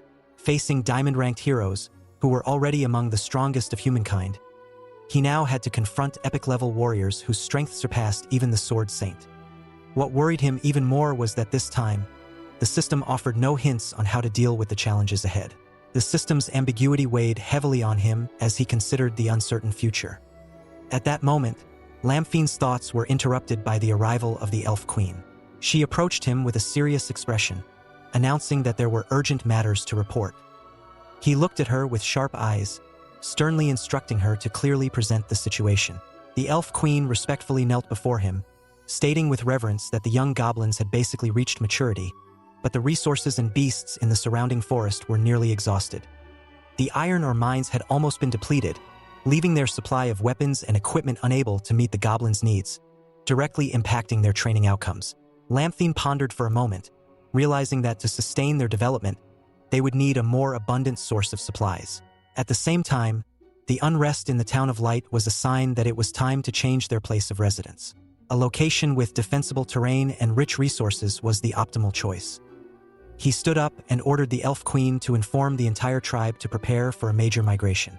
Kasana was surprised by this decision, but the Elf Queen remained calm, as if she had anticipated his choice. She nodded and promised to immediately arrange the relocation for the entire Goblin tribe. Before long, Lam Tien led the tribe to a majestic mountain, where the rugged, complex terrain made movement difficult but provided a great advantage in defense. They chose a hidden cave behind a waterfall as their new settlement, an ideal location to evade human detection. This place was indeed a perfect haven. Upon arrival, Lam Tien ordered his subordinates to organize patrols, assigning teams to hide and observe the surrounding areas, ready to report any enemy intrusion. He also instructed those staying behind to quickly clear the cave and arrange living spaces for the newborn goblins. Standing before the entire tribe, Lam Tien spoke with a firm voice. "From today, this is our new home. As long as you follow my orders and carry out your duties, I guarantee that everyone will have plenty to eat and will be safe. But remember this well, anyone who breaks the rules I set will face only one outcome: death." All the goblins below cheered, chanting Lamthine's name and swearing absolute loyalty to him at his new residence. If what the system said was true, the first priority was to gather detailed information about the adventurer groups targeting the Goblin tribe. Only with enough information could he safely and effectively take the next steps. Meanwhile, in the City of Light, Earl, a well-known nobleman, had just taken a seat when the tavern owner immediately served him a chilled mug of beer.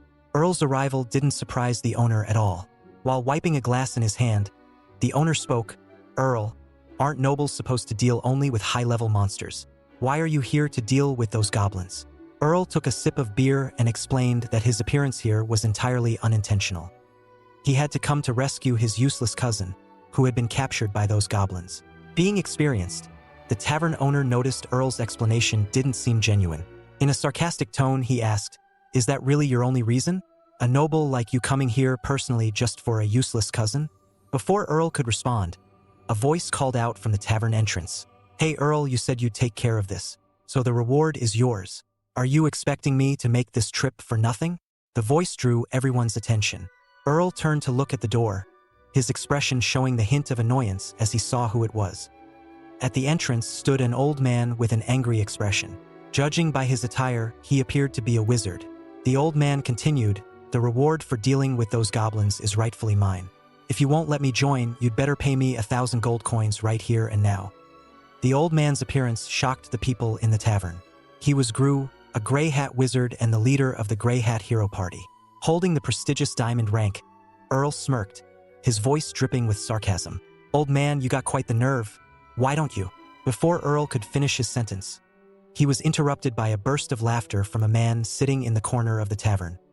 "Ha ha ha, how ridiculous do you fools think that with the Sword Saint's decline this is your chance to shine? Don't forget the cold-blooded woman will be coming this time too. Legendary adventurer Lucy." The information from the man made the people in the tavern tense.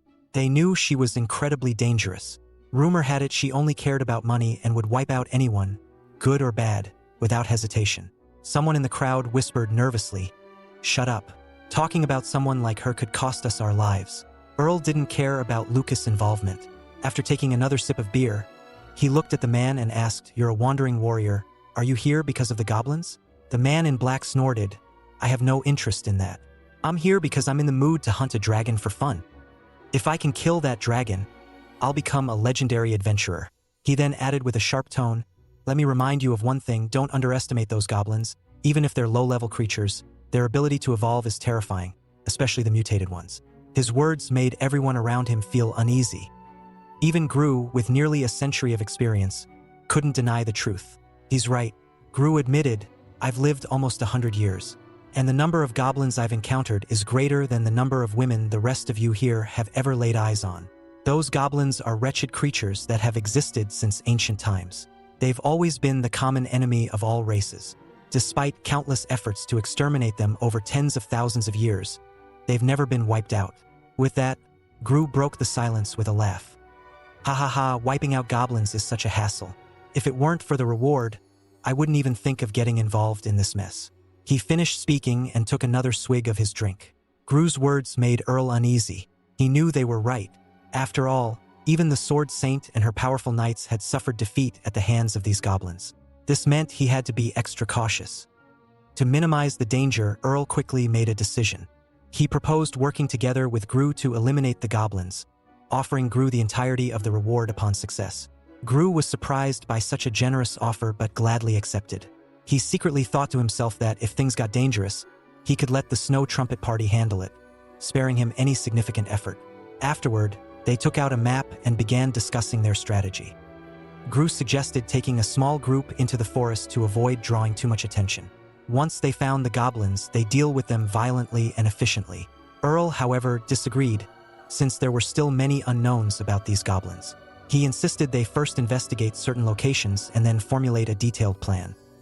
Gru felt irritated by the young man's overly cautious nature. He decided to hand over all the planning responsibilities to Earl, unwilling to deal with the hassle. Earl was annoyed by Gru's attitude but remained patient, as he had his own plans in mind. At that moment, a man clad in full iron armor approached. His appearance immediately caught the attention of everyone in the tavern, who stared in confusion, wondering who he was, though the others didn't know. Gru recognized the man immediately and was surprised to see Goblin Slayer himself in this place. Gru suggested they have a conversation. The appearance of Goblin Slayer also shocked Earl. He was familiar with the reputation of this man from the world of anime but had never seen him in person before. Realizing the potential value of such a capable ally, Earl quickly approached Goblin Slayer with a humble attitude. "My apologies for not recognizing you." However, Goblin Slayer said he had no intention of drawing anyone's attention. He then asked Earl directly why he had stopped him. Earl froze for a moment, not because of the question but because he was surprised by Goblin Slayer's voice. It sounded oddly unusual. Earl couldn't help but think the man was eccentric, claiming he didn't want attention while wearing such a distinctive outfit.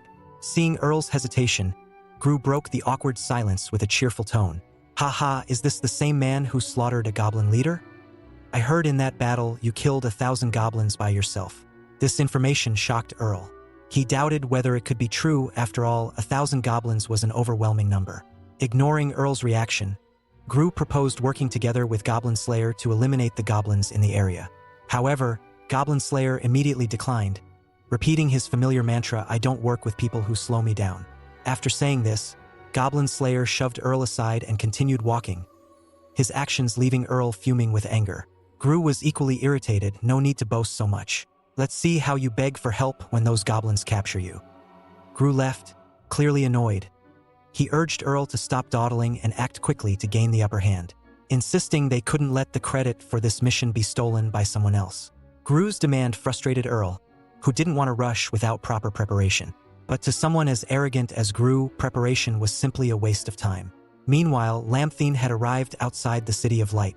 From a distance, he began observing the people entering and leaving the city. Soon, his attention was drawn to Goblin Slayer, whose distinctive armor made him stand out. Lampthian activated his appraisal skill on Goblin Slayer, and the information quickly appeared. Name Goblin Slayer, level 65, race human, profession none, titles Goblin Hunter. Handsome 1, tyrant, cold-hearted and ruthless 1, who should not exist, HP 900 strength, 260 defense, 450 skills, powerful strike, blood of the father, equipment, rusty iron armor, rusty iron sword, overall combat power 1000 to 300. Reading the details, Lam Tien was stunned. What caught his attention the most was Goblin Slayer's combat power. Instead of being a fixed number, it was a range 1000 to 3000. This was the first time he had seen such an anomaly. Lam Tien asked his system if something was wrong, but the system replied, "Apologies, master, there is no issue." Lam Tien didn't have time to dwell on it. Just then, a group of knights exited the city gates. He quickly used his appraisal skill on them as well. Lamthien's focus landed on Earl first. Earl was a professional knight skilled at suppressing monsters with an overall combat power of 1300. Next was Gru, a professional mage with numerous skills and an overall combat power of 1400. Lamthien noted that Gru seemed like a difficult opponent to handle. After assessing the group, Lamthien concluded that only 2 of them were at the diamond rank.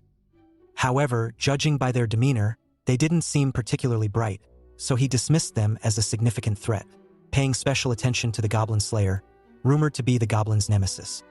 Before long, Earl led his men deep into the demon forest. Despite their thorough search, they found no trace of the Goblin tribe. Gru found this incredibly strange. A Goblin tribe of that size shouldn't be able to hide so perfectly. He'd encountered numerous signs of combat and Goblin foraging activities on the way, proving the tribe had to be nearby. As Gru pondered this, Earl called out to everyone, signaling that he had discovered something. He handed Gru a strand of golden hair and asked him what it was. After a careful sniff, Gru identified it as elf hair. This surprised Earl, who firmly believed there was no way the elf tribe would help goblins conceal themselves. Gru, however, argued that it was entirely possible the elf tribe had assisted the goblins in moving and hiding. He pointed out that their thorough search of the forest revealed no viable locations for the goblins to hide. While speaking, he took out a small jar containing a blue butterfly. Gru explained that this species of butterfly was particularly attracted to the scent of elves.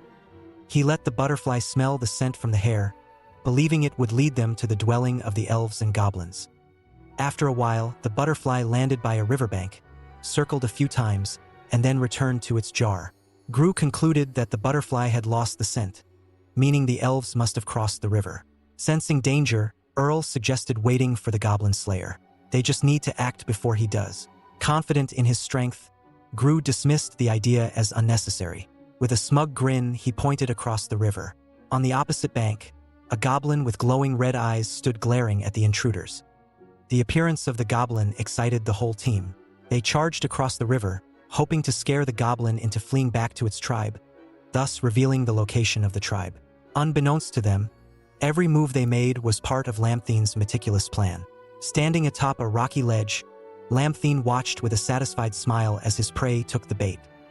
As he surveyed the surroundings, Lamthien's expression suddenly shifted to one of agitation. He had spotted the Goblin Slayer nearby. A hint of unease crept into Lamthien's thoughts. His priority was dealing with Gru and Earl first, but the unexpected presence of the Goblin Slayer posed a latent threat that he could not ignore. After observing for a while, Lamthien was stunned to discover that the legendary Goblin Slayer was a strikingly beautiful woman. She was happily enjoying the cool water after completely removing her armor. After intently observing her stunning curves, Lamthien realized she wasn't entirely human, yet possessed extraordinary strength. The fact that she could leisurely bathe in such a situation proved that she was far from ordinary. For the first time since becoming a goblin, Lam Tien felt an unnatural discomfort. It was as though this alluring woman was deliberately trying to lure him down there. This raised his suspicions. Perhaps she had already detected his presence. Recognizing the woman's cunning nature and seeing her as a potential danger, Lam Tien decided to retreat. He quietly left his vantage point and resolved to focus on dealing with Gru and Earl first. As Lam Tien suspected, the woman had indeed noticed his presence. Watching him leave, she wondered what kind of intelligent creature he could be. Her lips curled into a sly smile, followed by a chilling gesture of licking her lips, as if savoring a delicious morsel simply through sight. Back with Gru's group, After a short chase, the goblin fell. Observing their surroundings, Earl ordered everyone to regroup. The goblin tribe was likely nearby. Before they could properly reform, a volley of sharp arrows rained down upon them. Realizing they'd fallen into a trap, Gru ordered his men to focus and remain vigilant. Simultaneously, he unleashed a massive fireball towards the incoming arrows, completely incinerating them and saving them from danger. Earl was thrilled by the display of power. He praised Gru, saying, "You're as strong as ever. Without you, we would have fallen for the goblin's trap." Gru, experienced in combat, cautioned Earl to remain focused. The battle was far from over. At that moment, a terrifying roar erupted from behind their formation. The sound startled everyone. They turned to see a huge goblin emerging from its hiding place. What chilled them to the bone was its grotesque form. The goblin had 4 arms, each wielding a different weapon, and it was charging at incredible speed. Gru instantly recognized it as a hero-class goblin. Earl and the others were momentarily stunned by Gru's warning. Hero-class goblins were rare, possessing strength and intelligence far surpassing ordinary goblins. Gru quickly commanded, "Focus all fire. Don't let it get close. You want the next part? Write the secret word in the comments. Slayer." Don't forget to subscribe to the channel and put a like, because it speeds up the release of the video. See you later and bye-bye. They quickly gathered their strength, coordinating to unleash a massive, blazing fireball aimed directly at the monster. Hoping to obliterate it, the giant goblin, witnessing the fiery projectile hurtling towards it, showed a flicker of surprise in its eyes. However, its immense size prevented any evasion. A deafening explosion rocked the ground, sending shockwaves through the earth. The blast's force flung rocks and debris, creating a massive crater that decimated everything within a radius of dozens of meters, thanks to the protective barrier Gru had erected in the nick of time. The group behind him miraculously escaped the explosion's devastating pressure. But as the dust settled, a terrifying sight met their eyes. The colossal goblin stood defiantly amidst the wreckage. Completely unscathed, its bloodshot eyes and ferocious demeanor conveyed a newly ignited fury. Even the seasoned warriors, veterans of countless life and death battles, couldn't suppress their trembling. A sense of helplessness spread among them, causing their steps to instinctively retreat. But behind them, a swarm of smaller goblins growled and charged forward, closing in to surround them. Earl shouted in alarm, urging everyone to regroup. Though there were many goblins, they were still inferior creatures. Even with a hero-tier goblin among them, the group should be able to hold their own. Gru agreed with the assessment but was baffled by the goblins' iron weapons. He ordered them to quickly form a defensive formation to face the horde. "As long as we prevent them from closing in, we can still win this," Gru bellowed, plunging his staff into the ground. With incantations, a glowing magical circle shimmered, enveloping the entire formation. This circle served as both a defensive shield against ranged goblin attacks and a source of energy replenishment for the warriors, preparing them for counterattacks. Within the protective circle, the mages immediately unleashed a barrage of spells, ice arrows, sand bogs, and toxic rain. These mid-level spells successfully thwarted the goblins' advance, inflicting heavy casualties. However, the sheer number of goblins was overwhelming, like an unstoppable wave relentlessly crashing against their defenses. They were quickly overrun, and a brutal melee erupted. From above, Lambton observed the entire battle unfold. His eyes coldly analyzed the situation. The group was indeed powerful, and the low-tier goblins couldn't break through their defense. Lambton raised his hand, giving an order, "Go booty! Descend, create chaos, let the goblins get close, then finish them off." Following orders, Gabooti swiftly leapt from the cliff face, plunging into the heart of the battle. Its unexpected appearance sent shockwaves through the human formation. With terrifying speed and power, Gabooti targeted Gru. With keen observation and a touch of luck, Gru managed to narrowly dodge the fatal blow. Gru's eyes burned with fury as he glared at the monstrous goblin before him. While he had escaped death, the appearance of another hero-level goblin filled him with dread. Despite failing to kill Gru, Gabooti's attack shattered the hero's robust defense, creating an opening for the 4-armed goblin and the remaining horde to surge forward. Earl yelled, attempting to steady his companions. "Don't panic. Re-establish the defensive formation immediately." But the goblin's attack speed was too fast. In the blink of an eye, 2 warriors were knocked down, their bodies flung violently to the ground. The defensive formation crumbled, and a suffocating atmosphere of impending doom filled the air. In this perilous situation, Earl decided to unleash his ultimate move. He swung his sword, creating a fiery whirlwind that surrounded the group. repelling the oncoming goblins and alleviating the crushing pressure. This super-level spell temporarily halted the goblin onslaught, forcing them to retreat,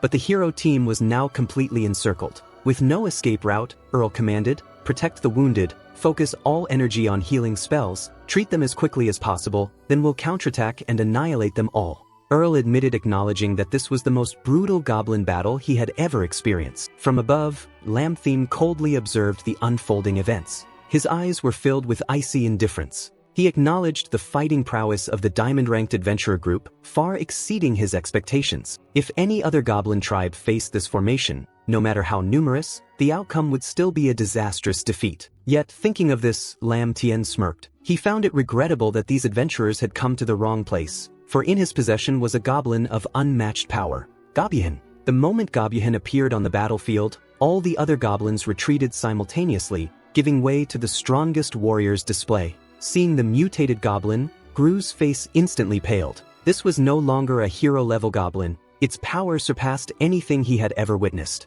Gru couldn't believe such a terrifying creature existed in this place. Goblin Slayer was also observing the battle. Seeing Goblin emerge, she gave a sinister smile and commented, "Goblins are truly a beautiful and powerful species." Back on the battlefield, Goblin's appearance instantly changed the entire situation. With terrifying power, it charged into the adventurers' formation, mercilessly slaughtering them. Screams of agony echoed throughout the forest. The survivors completely lost their will to fight. Overwhelmed by Goblin's absolute power, a stark reality dawned on them. No one could stand against Goblin. Even Gru, despite his strength and experience, couldn't escape a tragic end. Goblin, with eyes as cold as ice, grabbed Gru's lifeless body and hurled him before Earl. Earl, now severely wounded, his eyes reflecting despair, watched his strongest comrade fall so easily. He couldn't comprehend how he'd fallen into such a dire situation. Gru lay motionless on the ground, his trembling arm weakly reaching towards Earl, a plea for help escaping his parched lips.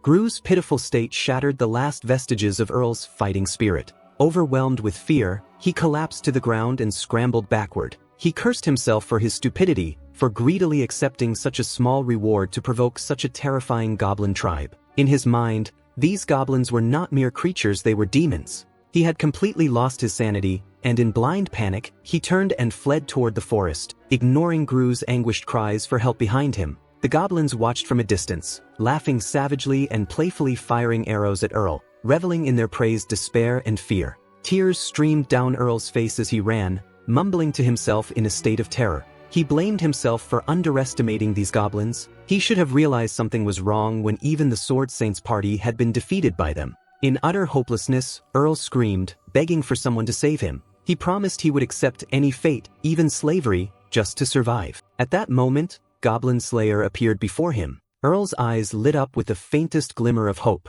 and he immediately began pleading for aid. But as the goblins closed in to attack Earl once again, that flicker of hope was extinguished. His eyes once again filled with absolute despair, panicked and desperate to escape. In the blink of an eye, Goblin Slayer charged forward. The sword in her hand gleamed as each precise strike tore through her enemies. The goblins chasing Earl were effortlessly slaughtered. Earl, feeling as though he had been given a new lease on life, bowed repeatedly in gratitude. Thank you so much. I owe you my life. I promise to repay you once I return to the city." But Goblin Slayer showed no interest. She turned with a cold, piercing gaze and said, "You fool, stay away from me as far away as possible." With that, she walked directly toward the canyon where more goblins were gathering. "Don't go that way," Earl shouted, his voice filled with worry. "They're not just any goblin tribe. There's a mutated goblin there." But Goblin Slayer didn't pause. Earl's warning amused her. If there truly was a mutated goblin, all the better. She relished the prospect of more goblins to slay. At the canyon, the goblins were celebrating their victory after a grueling battle. Goblin held Gru's limp body high in the air, roaring in triumph. His bloodshot eyes looked at Gru like a wolf staring at its meal. But just then, Goblin felt a searing pain from behind. He turned only to glimpse a blade plunging through his body. Blood sprayed everywhere as Goblin collapsed, consciousness slipping away. The scene unfolded so quickly that every goblin froze in shock. Unable to react, a heroic tier goblin like Goblin had been taken down in an instant. Even Lamthine, observing from above, couldn't grasp what had just happened. But the cause soon revealed itself. The sound of Goblin Slayer's footsteps echoed, drawing the attention of every goblin present. Their furious gazes locked onto the intruder. Goblin Slayer remained unfazed. She approached slowly, her eyes fixed on Goblin. "Are you the leader of these goblins?" she asked, her tone detached. "You seem stupid, not at all like the one I've seen before." Goblin didn't respond to her taunt. Instead, he let out a deafening roar, commanding his minions, "Kill her immediately." At his order, every goblin present charged at once, their snarls reverberating through the canyon. But their feeble strength was no match for Goblin Slayer. Calmly, she drew her sword with calculated, swift strikes. She cut through the horde like a whirlwind. Basic techniques alone were enough to bring down countless goblins, their bodies piling up on the ground. From his vantage point above, Lamthine watched intently, his unease growing. Goblin Slayer's sudden arrival threatened to disrupt his plans. He couldn't comprehend how she was this powerful, especially when the system's analysis only rated her skills at an A rank. Could she possess some hidden strength, like the ability to use magic? On the battlefield below, the fight became increasingly brutal. Seeing his comrades slaughtered, Goblin let out a crazed roar, his body suddenly undergoing a transformation. A crimson aura enveloped Goblin's massive body, and countless sharp spikes began to sprout from his rough skin. With his newfound strength, Goblin charged at Goblin Slayer at an astonishing speed. His colossal body, now like a spiked mountain, bulldozed everything in its path. However, Goblin Slayer stood her ground, her face showing not a hint of fear. When Goblin was just a few meters away, she suddenly activated a swift movement skill. In an instant, her body glided to the side, allowing Goblin's powerful attack to strike nothing but the ground. "You're too slow," Goblin Slayer's voice rang out. A sharp slash from her sword cut through several spikes on Goblin's body. As Goblin was momentarily stunned by his failed attack, Goblin Slayer closed the distance and unleashed a second strike. Slashing across his back, Goblin, with his blazing red eyes filled with fury, glared at the oncoming Goblin Slayer. At that moment, her assault was intercepted by other goblins, who threw a sticky, glue-like substance directly at her position. The adhesive substance struck Goblin Slayer unexpectedly, covering her body and trapping her in its thick, viscous hold. She struggled to break free, but the glue's strength slowed her movements considerably. From afar, Lamthine smiled faintly. He signaled his dragon to lower its altitude, his sharp eyes fixed on Goblin Slayer, his expression a mix of satisfaction and cunning. Lamthine recognized this as a perfect opportunity to retreat safely. However, the strength Goblin Slayer had displayed intrigued him. If subdued, she could become a flawless tool for breeding powerful goblin warriors. Realizing Goblin's strength alone wasn't sufficient to kill Goblin Slayer, Lamthine decided to change his tactics and initiate a war of attrition. The plan was simple: wear her down. He ordered the goblins to fall back and form a circle around Goblin Slayer, keeping their distance and attacking her with large stones from afar. Goblin Slayer was momentarily surprised to see a goblin riding a dragon, but she didn't feel worried. On the contrary, it confirmed her suspicions that these goblins weren't ordinary, and they hadn't disappointed her. As a barrage of stones hurtled toward her, Goblin Slayer skillfully swung her sword. The blade gleamed as it sliced through the air, easily shattering the rocks into fragments. Each strike was flawlessly precise, but the sheer number of projectiles was overwhelming. After a while, the relentless attacks began to take a toll on her stamina. Seeing this, Lamthine's smile widened in satisfaction.